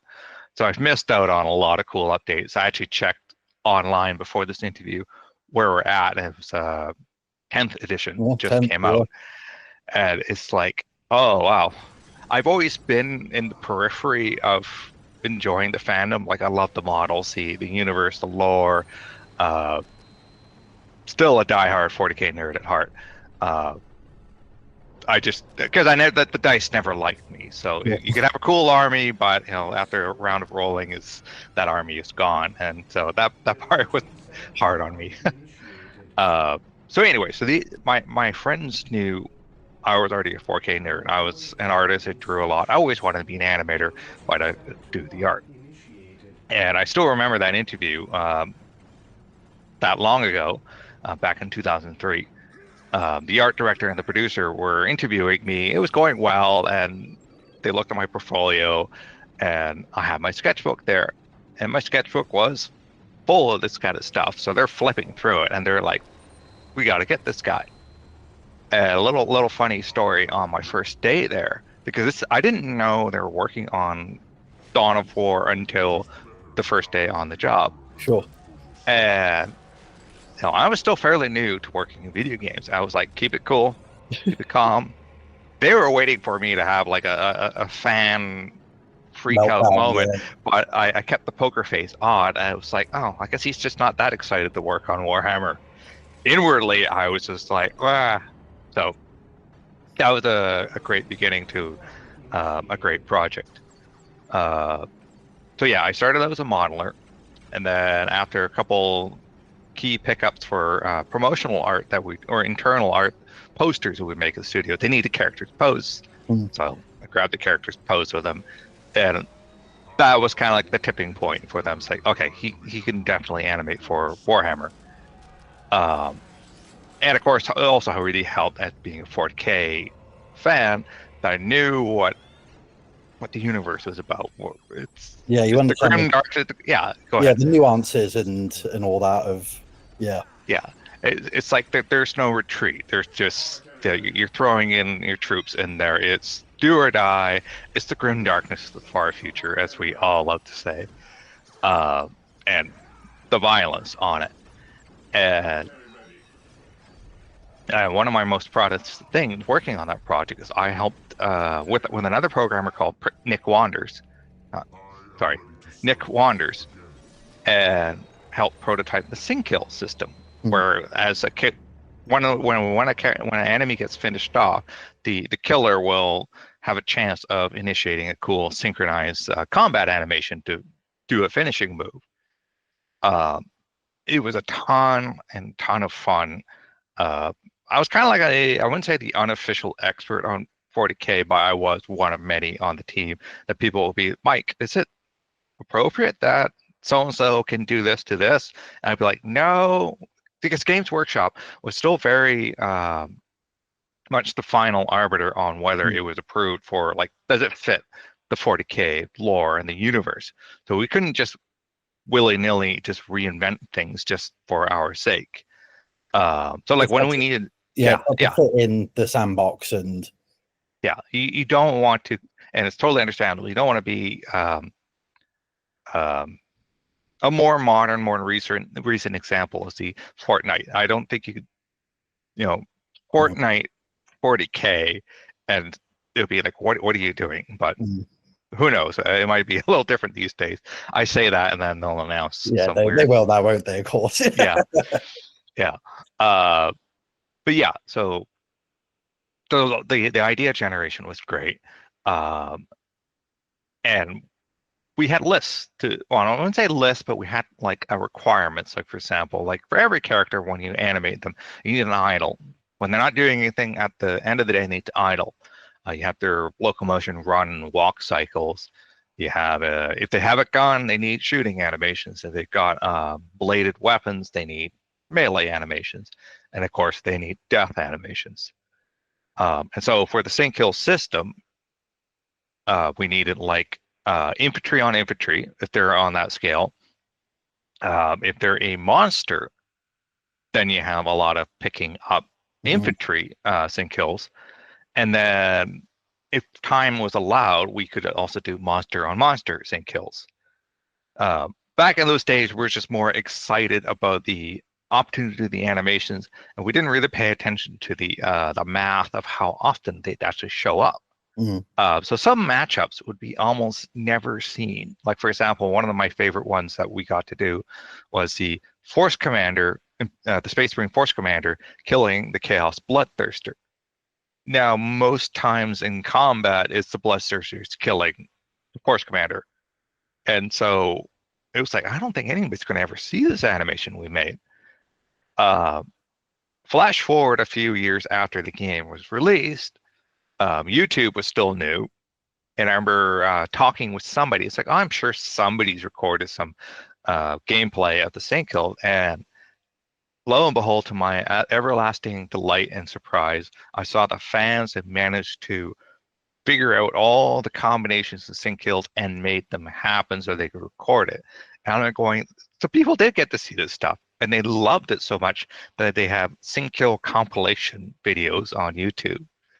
And that was kind of a validation that, yes, people want to see this happen. It's not just a typical RTS. You never saw sync kills in Command and Conquer. Yeah, that's what I was about to say. Things like Command and Conquer, Age of Empires, all of those kind of games were the kind of predecessors, but sync kills were never something that really, everyone kind of had a default 1 or 2 death animations, but nothing that would really sync it up. And I think the beauty with Dawn of War as well is being able to, like, with the camera, really zoom in and get up close and personal and see the Ork killer can picking up an Eldar aspect warrior and spinning them around and flinging them away, And it was the joy of the combat that we wanted to capture for the Warhammer 40K, because you can't help pick up on that when you read through the books or the little lore snippets it would have in the codex and stuff like that. That was a lot of our main inspiration for how to go about these, how to handle these characters, make sure they fit into the personality that comes through in all the codexes and the rule book, as well as the Black Library novels and so on. And working on that sync kill system, it was a really fun challenge, because to get a little tactical, it's not as simple as just like play an animation, call it a day, because all the characters on the field, be it from a vehicle to a infantry, is in game logic. It's just a 3-dimensional capsule with a forward-facing direction and an XYZ for where they are in space on the field.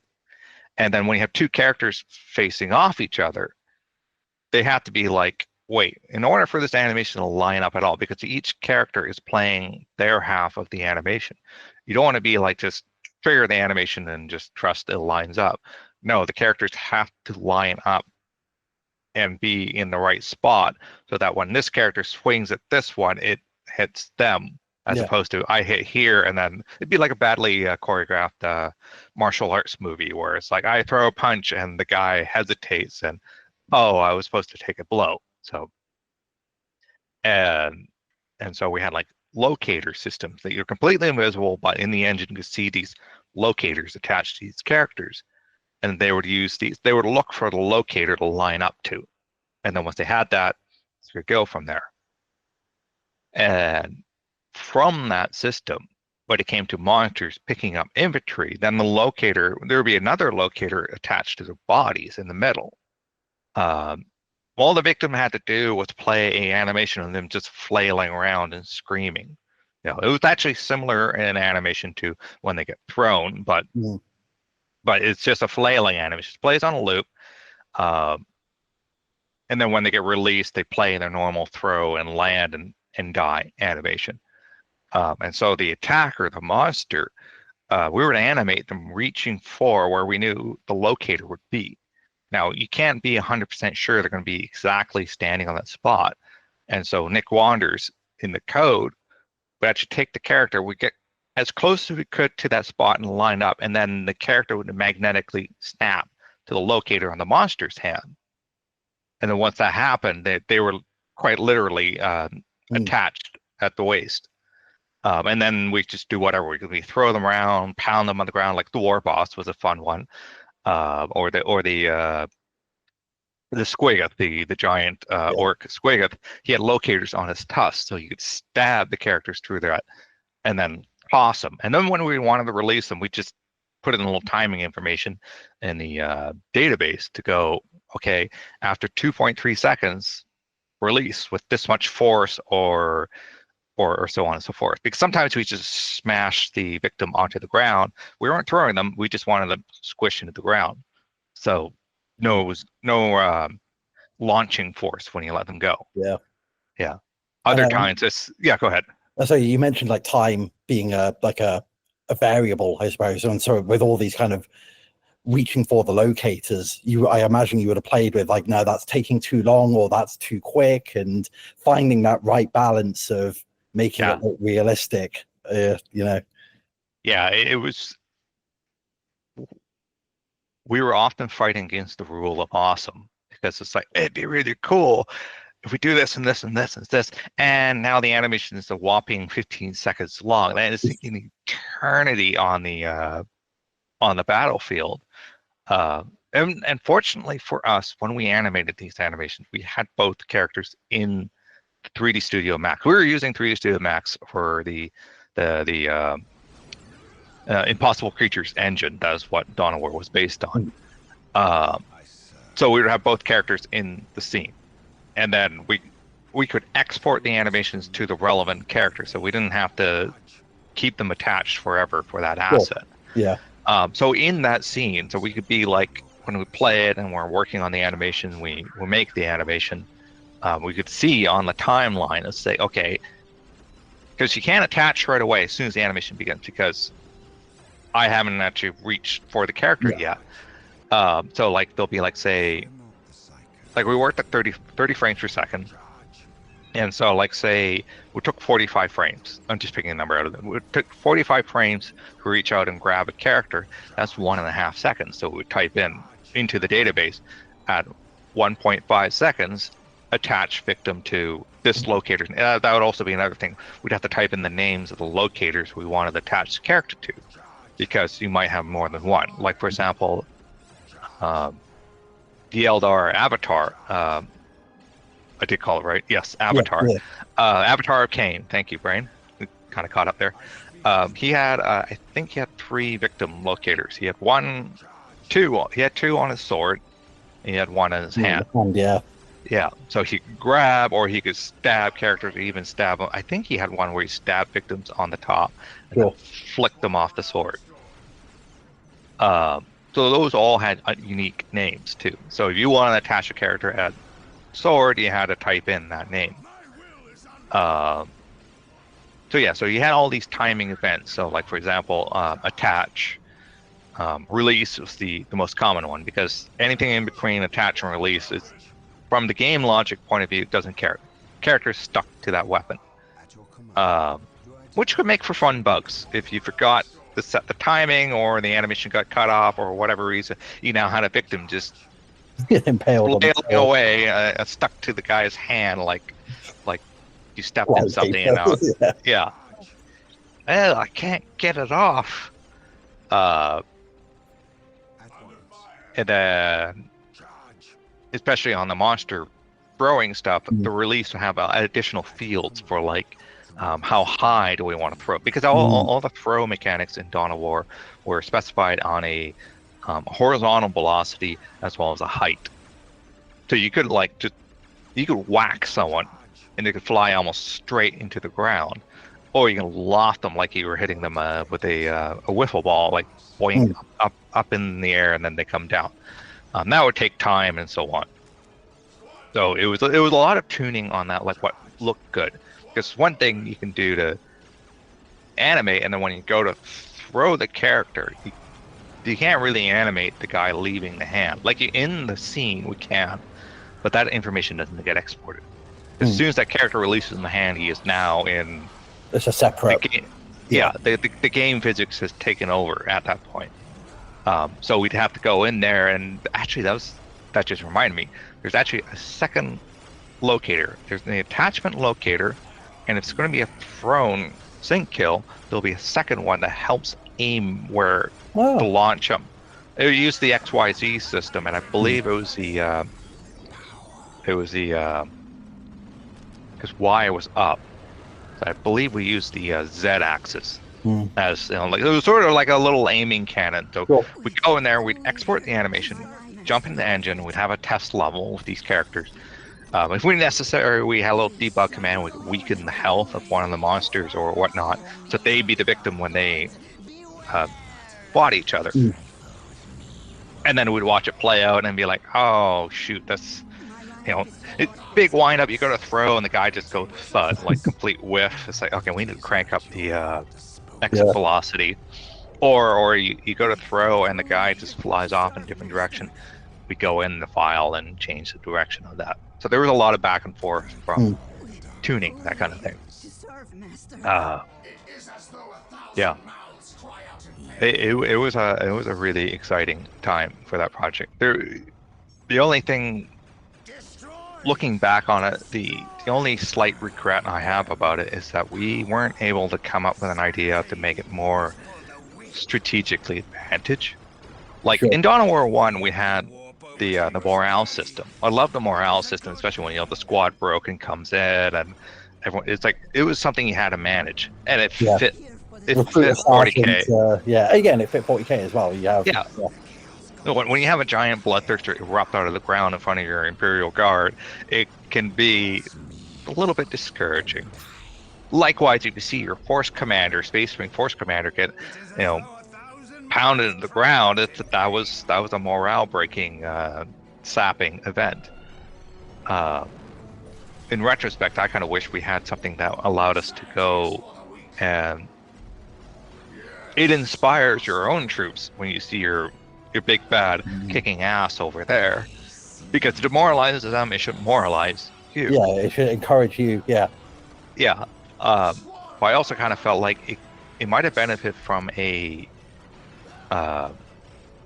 It's up to the player when to deploy the sync kill system. Like, there's games like later games, like for example, in 2016, Doom came out, and they had the glory kills again, like sync kills. But it was up to you. F, I think, just button smash and like it was up to you. First, you had to weaken the enemy, and then when they start doing the tell, you could choose then and there to trigger a sync kill, the glory kill. Sorry, and then you got ammo and health from the event. And I kind of think, because that was one of the few complaints we had about the sync kills, was that as fun as they are to watch, sometimes it's a detriment when it's like you got your Eldar Avatar Kane is the Banshees. I was like the Banshees. They had some great infantry on infantry sync kills, but it always was a little bit, especially when it's like the last squad of Orc boys they're fighting, and they're like, hold on, I need to finish this guy off, and they're doing this awesome ballet of death, chopping up, and you're watching the orbital laser reticle show up their position, and it's just like, it was nice knowing you. It's like, come on, squad, let's go. Actually, I think the squad could still leave, just be the one. It would just be the one individual. One is like, hold on, I need to. This but even so, that's then another character you need to recruit, because they're inevitably going to be stomped, or the Orc killicans are going to come. And it's like they're just going to politely stand there, wait for you to finish stabbing the boy in the face, and then buzzsaw to your face. It would have been one of those things where it's like, because you chose a good time to do that, that's when you get rewarded for that, as opposed to being locked in on that. Do you think that was Was it a technology issue at the time, or was it like something really that you guys just didn't think about, or We just didn't think about it. It just didn't, like, we were caught up onto it because it is fucking fun to watch these figures come to life. Because myself as a 40K fan, it was like, it's the tabletop. It's come to life. This is what I see in my head when I play on the tabletop with my friends at the local games workshop store. Yeah, I mean, like you, I got into the game like 3rd edition 40K is kind of peak 40K for me, and so seeing, you know, what I imagine 40K to be like in a PC game in real time, you know, I think the game came at a time where PC gaming was a lot more accessible than some of the kind of early games I was talking to you about earlier. So I think it kind of opened up a lot of like a new fan base for 40K, and kind of seeing this, you know. It had its difficulties, like it wasn't no cakewalk. Like the campaign, you could adjust the difficulty on, so on. But some of the top level play in that game could be like, little fun anecdote I just remembered. Speaking of difficulty, I had friends at the time. They knew I was, like, after the game was announced and all that, they knew I was working on the game. I was working on it, and they had this weird, like, I'm an animator. I'm not a QA tester or a game designer. I don't really get to play the game. But they had this weird idea that because I worked on the project, I was good at it. And one of their favorite things to do when they were playing just by themselves before I had a chance to join them on it was to do humans versus PC, or like the humans versus AI multiplayer match. So it was just fun because it's just a lot more fun just to stomp the AI. And so I joined them for a few games, and what ended up happening is it was like the AI was like just lasered in on me, and they just attacked and annihilated my base. My friends never saw the AI use the orbitals until I joined the team, and it was like, I'm getting orbital bombardment on my base. I'm just like helpless before the AI because I couldn't build anything. It was just they were just converging in on me. Then the AI chilled out when fighting the rest of them after they killed me, and I spoke to the lead AI programmer on that relic the day after. I'm going, what the hell? Do you have our usernames in the code where it's like, oh, it's one of our teammates, don't give him mercy? Just and I still remember to this day, obviously 20 years later, he said, oh no, I didn't program anything like that. I just programmed the AI to go after the weakest player on the team. And I'm like, oh, ouch. Just like twist the blade. Yeah, okay, I get it. I was the weakest player on the team. It was like the computer was offended I was even there. You dare show up? Okay, we got to get rid of you quick so I can focus on the real threat. Can't have me lurking around in the fringes. Yeah, I'm helping. But yeah, no, like you said earlier, that was in that time. It was like 3D graphics was really coming. Like, there was 3D graphics before Dawn of War 1, but not to the scale, I think, of like really capturing the feel of Warhammer 40,000. Some of the greatest mods I've seen the community came up with, I think one of them was called the Apocalypse mod, where they basically just removed, they removed all limits to player counts and all that. And I still take great pleasure seeing people, even to this day, call out, oh man, I had a lot of fun in Apocalypse mod and Dawn of War. It's... Yeah, I think go ahead. Yeah. I think it stood the test of time, like particularly the first game. I think, like I say, it introduced a lot of fans to the IP. It came at a point where, like you say, there were 3D graphics in PC games, but it was kind of at a point where game developers... This is what you can do. This is what you can do. Yeah, for sure. You know, so... And I think it really captures the essence of 40K. You know, it's a real good... It's not... You're not trying to translate you're not trying to directly translate the tabletop to PC. Yeah, we used to make jokes about we should make a Easter egg multiplayer match where the battlefield looks like a table. You know, there might be like a soft drink can in the corner, and there's a couple stacks. That would have been rule books there, yeah. and you would hear the sounds of people walking around the table, and it's like, oh, I got to roll the dice, and you see the dice hit the table. Obviously, that was just beyond scope, and it would have been a little bit hard to get GW to approve on that. But that was in our mind. It's like, wouldn't it be funny or cool if that happened? But also to touch on what you said there is that, like, when you play the tabletop and you're rolling the dice, especially when you get on a roll, no pun intended, you kind of stop seeing the dice. You stop seeing I got to see the stat sheets. I got to hold open the codex. And it's like weapon skill 7 and your strength is 4. Okay, doing all that math. You kind of, when you get the hang of it, you stop paying. I wouldn't say you stop paying attention to It becomes second nature. It becomes second nature, and then the mental landscape in your head of what's happening on the field kind of comes forward. Mm-hmm. It becomes like the narrative, doesn't it? Yeah. Especially when the crazy lucky things happen. Like, for example, the lone Imperial Guardsman managed to hold off 2 Chaos Obliterators for 3 turns in close combat, because the Obliterators kept whiffing, and the Imperial Guardsman, it just unbreakable. The Emperor was blessing the dice rolls that day. Yeah. And we couldn't get that level of random craziness because it is a video game. You got health bars and whatnot. But there were some random chances. That was also some stuff that we've learned in future games as well, is that, like, it's good to have random, but you don't want to be so completely random that you take away any agency from the player. There's nothing more frustrating when you line up a shot or your cool special attack ability and it completely whiffs. You know, like going, like, it's frustrating on the tabletop too. It's like, here comes my, I loved Apocalypse when it came out.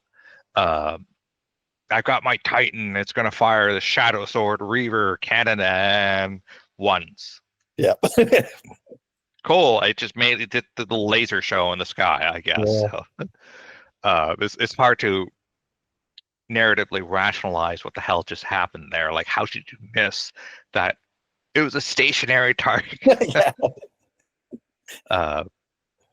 Can't even say, oh, the target, ducked and weaved, especially when the cannon and the laser beam is it's the size of the sky. 50 feet wide. Yeah, it's 50 feet wide with the heat of the sun. Sure, you ducked it. Yeah. But yeah, no, working on that project really helped vitalize my passion for 40K as well. I'm still a 40K fan. I just don't have any active armies anymore. I've sort of gotten off on because the joke is like 40K, you spend 40K, building those armies. I had 2 armies actually. I had Tyranids and Necrons. I like the bad guy armies. They also just felt like somebody's got to be the bad guy. It can't be all people playing Space Marines. Feels like that sometimes, though. It's like, oh, it's another Space Marine player. Come on. Yeah. Fine, I'll pick up the slack. Yeah, like after Dawn of War 1, I briefly worked on the Company of Heroes project as well as the outfit. But my happiest memories was working on Dark Crusade. So that was the second expansion pack. The first one was Winter Assault. Yeah. I missed out on working on that. I remember the sadness I felt where it's like, okay, we're gonna shrink the team a little bit, put those team members on Company of Heroes and so on, while core group just start off the Winter Assault team. Because when it comes to video game development, you don't just necessarily want to just take the full size team and it's like, okay, you only have a few people who are able to go, okay, what are we going to make next? Meanwhile, you have all these people just sitting there twiddling their thumbs, like, so what do you want modeled? What can I animate? Well, we don't have those characters yet. So while we were busy over that, we got those started. But after Dark Crusade, it was Retribution. No, sorry, I jumped ahead here because I also worked on Dawn of War 2 as well. Okay, yeah, sure. Yeah, so Dark Crusade was followed by, was it Soulstorm? Was that? I think so. Yeah, I think it was Soulstorm. I didn't work on that one. That was kind of a mixed bag because THQ, which owned Relic at the time, was kind of like, we can just outsource that to a different studio, and then Relic had to help that studio finish it. So it wasn't one of our stronger expansion packs. But Dawn of War 2 was coming down the pipe, so I was animating on that. I got to be lead animator on the Dawn of War 2 Chaos Rising expansion pack. And then I got to be art director on the Retribution expansion pack for Dawn of War 2. That's one of my proudest projects that I got to work on, and that I miss working on 40K. I also did get to work on the Space Marine, the first one. Yeah. I was so disappointed that THQ decided not to go for making a sequel because we had the engine and the assets right there. We just need to tell more story, but that got backburnered. Can you imagine the joy I had when I saw it was announced that Space Marine 2 was becoming real, and it looks amazing. I haven't played it yet. I haven't either. I've not played it either. Yeah, it's on my wish list. It looks fantastic. And it's so good to see Captain Titus come back. You know, just like, oh, there's my boy. Yeah. So there's a lot of history that I have with this project, and it's always close to my heart when I think about Dawn of War 1 and making those animations, and not just sync kill animations, but like one of my favorite set of animation I got to make was all the factions in Dawn of War have a builder in it. So like I modeled the Eldar Bone Singer, which is a brand new character. So imagine how cool it was that Games Workshop came out with the Bone Singer figure sometime after. It's like, oh, there they are. But for the Chaos Cultists, they had a little cultist, not the cultist, but they had a little builder unit, little tortured, little anemic little thing that just praised and worshipped the dark gods to summon in the buildings. He was a ton of fun to animate. I could just be all weird and creepy and gave him a lurching limp as he ran around. Yeah. I was really happy with the way his little praise the dark gods building animation. Most building animation, they were swinging a little hammer, but this guy, he's just praying. He's just praying. And of course, design and animation were pretty much all in the same bag. Design was like, what if we gave him an ability that you could double time and double the speed of building at the cost of their health being drained? I'm like, wait, that is so chaos. Let's do that. And of course, sure enough, you can burn them out. Just like, no, I need to build faster. You see them play the animation faster and then keel over when their health finally drained. Well, like later installments, like for example, the Winter Salt added the Imperial Guard, and couldn't have 40K Imperial Guard without the Commissar. When the squad morale got broken, you could click the Commissar and be like, execute someone, snap them back in line, and sure enough, that's how it works. You see them pick a guy at random, pop them off, and we're good to go. Yeah. I'm not scared anymore. Or I'm not scared of the demon. I'm scared of the Commissar. Yeah. Yeah. Well. Thank you, Tom, for having the opportunity for me to speak out on the amazing times that I had working on Warhammer 40,000: Dawn of War. And I also really want to thank the fans of the game as well as the 40K universe that just even getting stopped by in the street by fans. Like I would have Team Swag T-shirts. And even years later, people were like, "Oh, did you work on, Dawn of War and all that?" And then an impromptu discussion on the street with the fans on that. It's just a really humbling experience, I can imagine. Yeah, it's a humbling. It makes things a nicer, friendlier world to be. It's like, oh, other people enjoyed the things that I got to work on.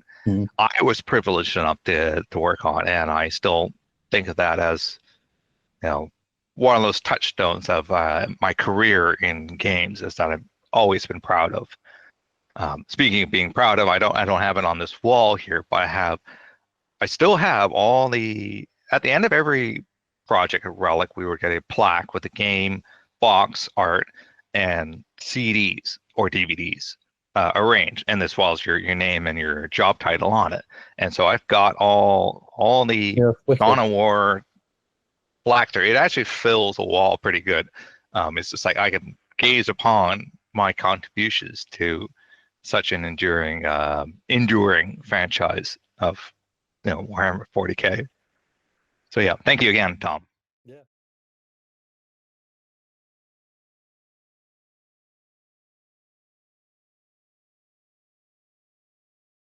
So my name's Tony Gronick. I've been working in audio since the mid 1980s. The way I actually got into audio is kind of a roundabout way. When I was a teenager, I played in little garage bands and stuff like that. But then I went to film school and I trained to be a director of photography. I was going to be a lighter. I was going to be, but in that course, there was some audio courses, and I had no interest in audio. I mean, I just didn't care. And after it was a 3-year course, and after the 3rd year, I was missing 1 credit, and that was sound for film. And it was just like, God, do I really need this, man? When am I ever going to get this? When do I need this?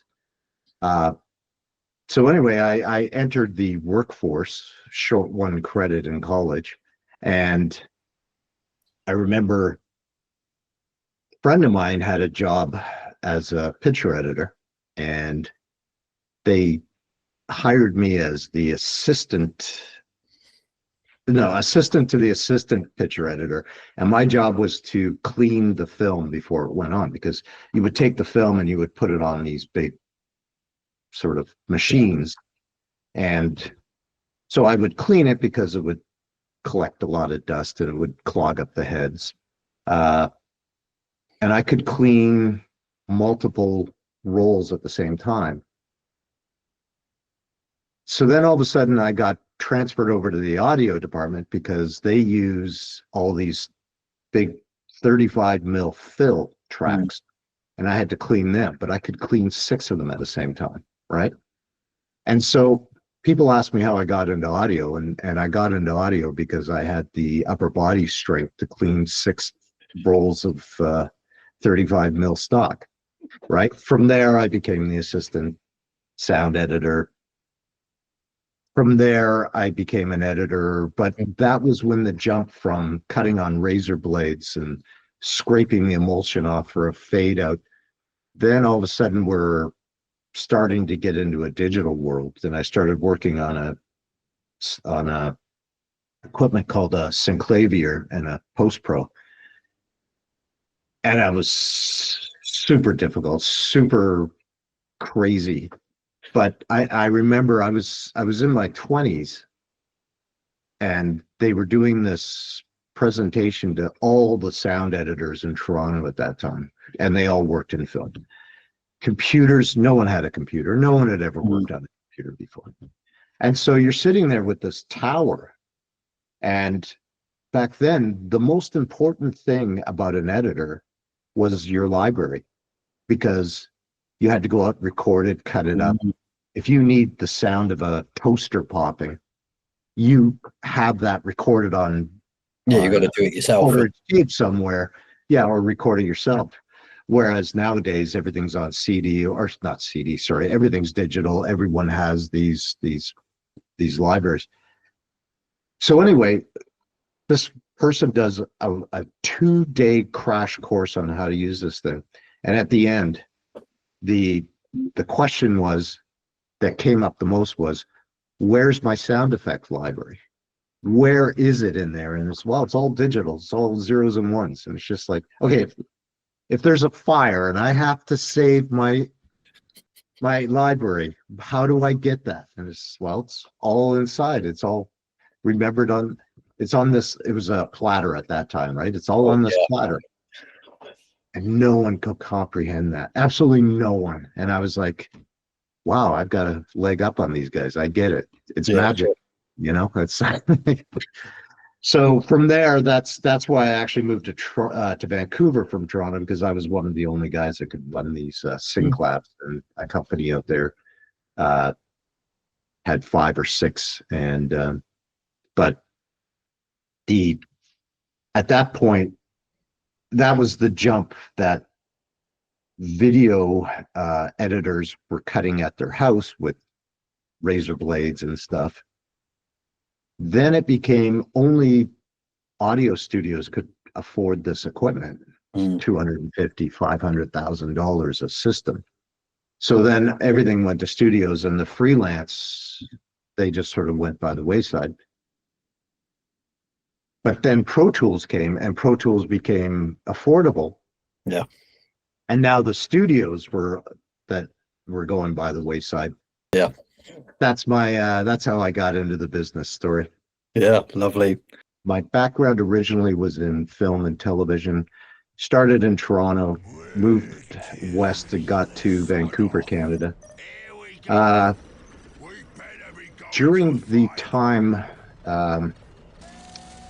During that time, I was working on series like Highlander and stuff like that. And what was happening was that a lot of editing could be done out of the house at that point. And so all these schools in Vancouver were opening up, and they were depositing hundreds of new sound designers into a very small community. And what happened was that a lot of them started outbidding each other. And so we were seeing TV series that were going for $60,000 an episode. The price of an episode was going down to $4,000 or $5,000. We were getting movies of the week that we had to cut in a week.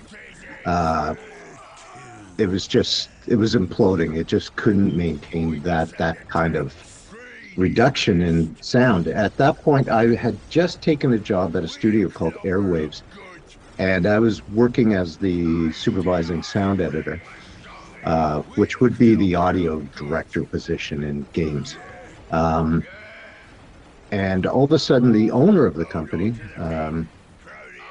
came up and said, "Oh, one of my neighbors was talking with me, and they are working on a game, and they want to bring the level of audio quality higher, up to a more movie kind of standard."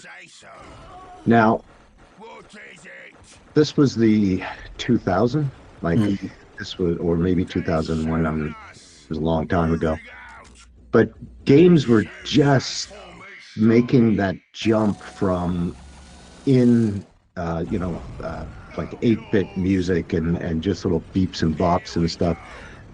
All of a sudden we had Halo, and we had these kind of games, and it was just getting started. And as someone who was working in film and television, I had being a little snobbish, I think. Like, oh my God, I'm going to work in games? No, I don't think so. Sure. Anyway, we decided to give it a shot. Jay Wilson and Jonathan Dowdeswell came by and showed us kind of some of the artwork they wanted to do, and it was pretty exciting. It was like, oh, this is really cool. I had no idea how to do a game. I had never been involved in a game. None of my team had done a game before.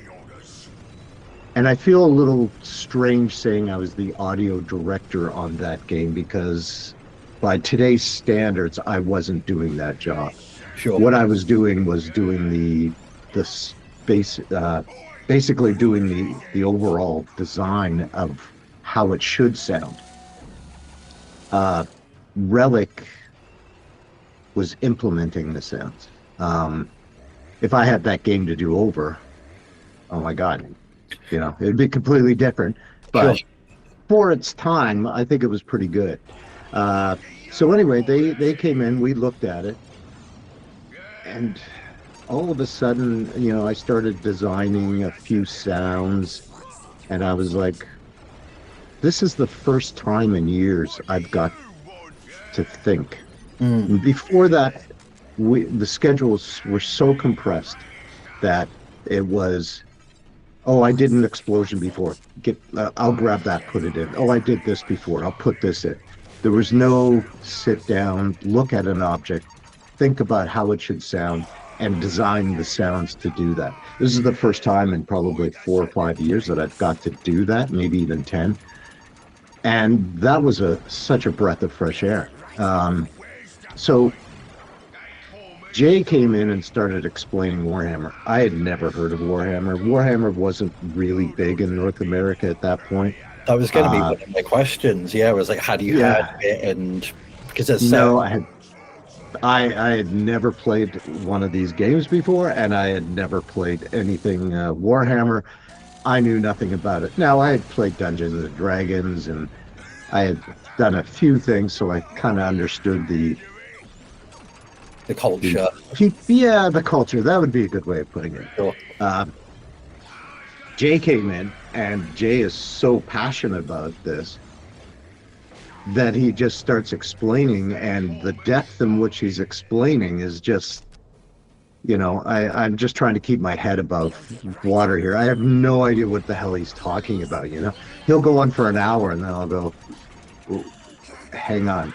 So this is in the future? You know, like I would just drag him back in the conversation because I didn't know. So basically, I was kind of warned that Games Workshop were going to be very particular in the way things should sound and the way things should work. I had absolutely no trouble with them. They seemed to enjoy almost everything we put out at that time, so I was really happy with that. Jay, his knowledge got me 10 or 20% of the way there.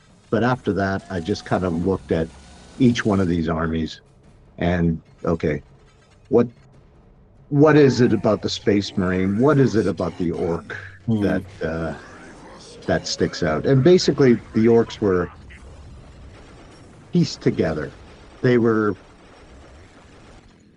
Things should squeak, I guess, would be a good way of saying it, right? Yeah. There should be a chunkiness to their guns, kind of sound,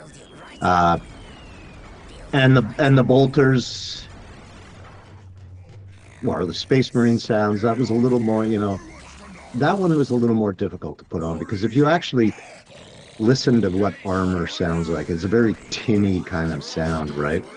And I had tried to record some armor, and it just doesn't register properly when you're recording. Like if I wanted to use a piece of paper, if you record it, you would need something thicker, almost like a poster board or a bristle board, to get the same sound, right? Because the microphone kind of records things differently. Is that like Foley kind of? Yeah, kind of Foley. So, but I was trying to work on what the overall sound of the Space Marine would be. And then finally, I remember being in the backyard, and I was planting a tree, and it was the shovel, the spade. It had that thick metal that resonated, and it just gave you this kind of sound. And that was the Space Marine. That became the Space Marine. I just sat there and recorded that, and doing all the moves with that. And there's an element of heaviness to them without bogging them down, I think. So anyway, that's kind of where we started. When we started doing the voice work, I remember putting temp voice all the way through it myself, doing all the characters sort of thing, just to give us a feel of what it would before we went out and recorded real actors. Somehow my voice stayed in for the Dreadnought and the Speeder and one other vehicle, because those are so radioed and compressed that you can't identify anyhow. Anyone could have done it, but I'm gonna I listen still- to it now. Every time I play it, I'm gonna listen to it now and see if I can pick Yeah. it up. Lost Dr. War. I was a heavy smoker then. I had a much deeper voice, but I still get every once in a while. I get a little piece of fan mail or something. Yeah, sure. Not mail, but actual like a shout out on one of the social medias. So anyway, I remember getting. They wanted to get these actors, and I had done a lot of cartoons and done a lot of films, and we had this group called a Walla group, which would come in and do. If you were in a movie and there was a party crowd or something, they would come in and they would do the background voices, right? Like they call it Walla because originally they would say the word Walla because it doesn't. If you have enough people going, It just sounds like you ambient. can't, you can't identify anything with it. So we brought these guys in mostly because they're great actors, but they had more of a craziness to their voice. Like they could do the cartoon voices and stuff. And I remember why I thought this, but because video games were so new and the games that I were playing were kind of on the vein of being cartoony. So we had these actors coming in, and all of a sudden Jay was there directing these, like giving them an English accent sort of thing, and all of a sudden these cartoon voices just became so powerful and big because they had so much control over their vocal. And I just remember being so surprised that, like, oh my God, I've worked with you for 20 years or 10 years and I had no idea you could do This this. is new to me. You know, like the Dobson boys, like there's 3 Dobsons in this. But it was amazing, the voice work that these guys did. Let me see. I remember working with the Orks. And the guns, I went in and I added a little growl at the end of it, like a creature growl, right? So when you shot, it was like bah, bah, bah, bah, bah, in the aftermath. And so I married the two together, and it was one sound file, and that sound file got put in. By today's standards, you wouldn't do that. You would have the growl separate so you could control the volume. But back then, we put it on the end. And I remember Jay getting really excited about that. And all of a sudden, it was like, okay, well, I'll start putting this all over the place, right? Now, there's certain frequencies that when you pull back from an animation and you see all of a sudden certain frequencies stand out from other ones. So when we started playing, there was like just this constant because everyone's shooting, everyone's playing, everyone. So that was, I had to go right back and start over. So then it's like, okay, only one of the 10 shots growls, and it was, but by today's standards, you can understand, you know how to handle all this stuff. But no one that I was with had ever worked in a game. No one I was with knew any of these systems and how they worked. My only connection with the video game was creatively with Jay, and then a programmer putting my sounds in. So it was really a learning curve. And I remember going, like, something like as simple as the ambiences, you know, you're doing surround, so you do what's called a quad, right? It's not 5-1, it's a quad, so you have left, right, left, right. But those are stagnant, so if you turn this way, now you're getting left, and if you turn this way, you're getting right, which is the same sound. So I was like, okay, let me take that stereo pair, cut it in half, bring it up, but do left, right. Sure. So no matter where you turned, it was a stereo happening, right? And I remember it going to the GDC in San Francisco. a year later, which is when the game convention, and I went to an audio talk, and someone was talking about how to do ambiences, and I said, "Oh, well, I did this," and they went, "Well, that's not right." And I went, "What do you mean it's not right?" And he goes, "No, that's not how you do it." And all of a sudden, it's being told to me that you can attach the ambience so that it follows the character like this, right? Oh, well, yeah. Now, how am I supposed to know that, right? There's no one to ask, right?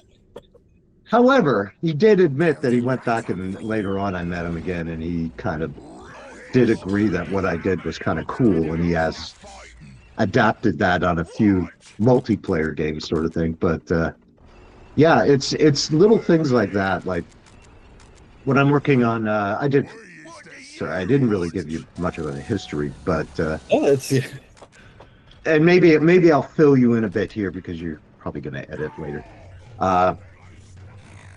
From Relic, THQ had some financial problems, and so I left Relic. Well, sorry, I was at Airwaves. We did this. I fell in love with the gaming, and I actually took a full-time job with Relic, and I did the other expansions, and then Dawn of War 2. THQ became financially strapped. I was let go. At that point, a company in Ubisoft in Montreal, they hired me as a sound designer, and then in a few months later, I became the audio director of the Far Cry franchise. And I started on Far Cry 3, and I did all of them up until the end of 5.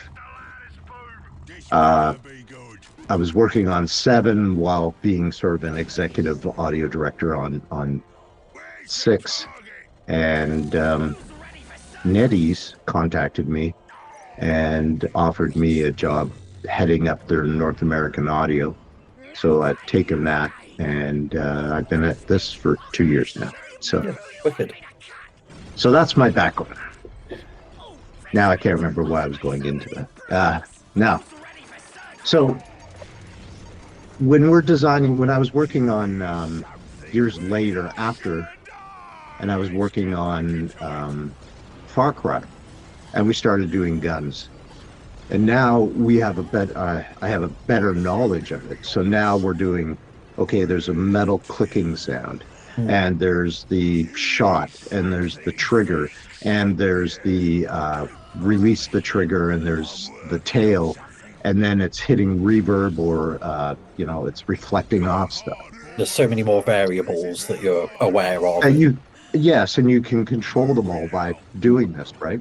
Whereas on Dawn of War, you got one shot and everything's attached to it.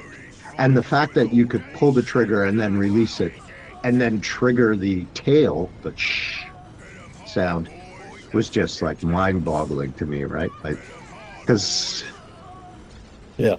anyway, we that gave me the I'm just sort of giving you the idea of how differently we attacked this game. And I say we because there was 3 of us working on the sound. I had someone working on dialogue, I had someone working on different aspects of the sound design. But I would say I probably designed about 80 or 90% of the sound effects.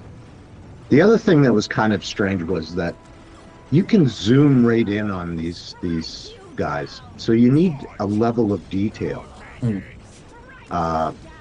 But when you pull back, that detail, it isn't needed anymore. But it's still there because it's all baked in, right? So now you get this cacophony of sound when there's like 20 or 30 people on screen, and the ability to limit the voices that we're playing, that was all new to me as well. But if I was doing it today, I would definitely have certain sounds that you could hear up until like 5 meters, and then sounds you could hear from 10 meters on.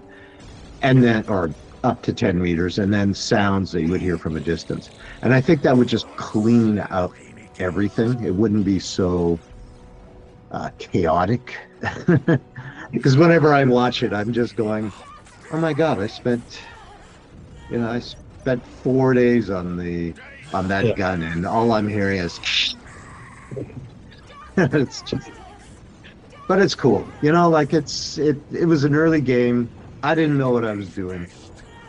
I still take pride in with someone, occasionally I'll walk by a Warhammer shop and kind of walk in there and pretend to browse and then let it slip I was the voice of the Dreadnought or something, but just that little humble, I just need my ego stroked a bit.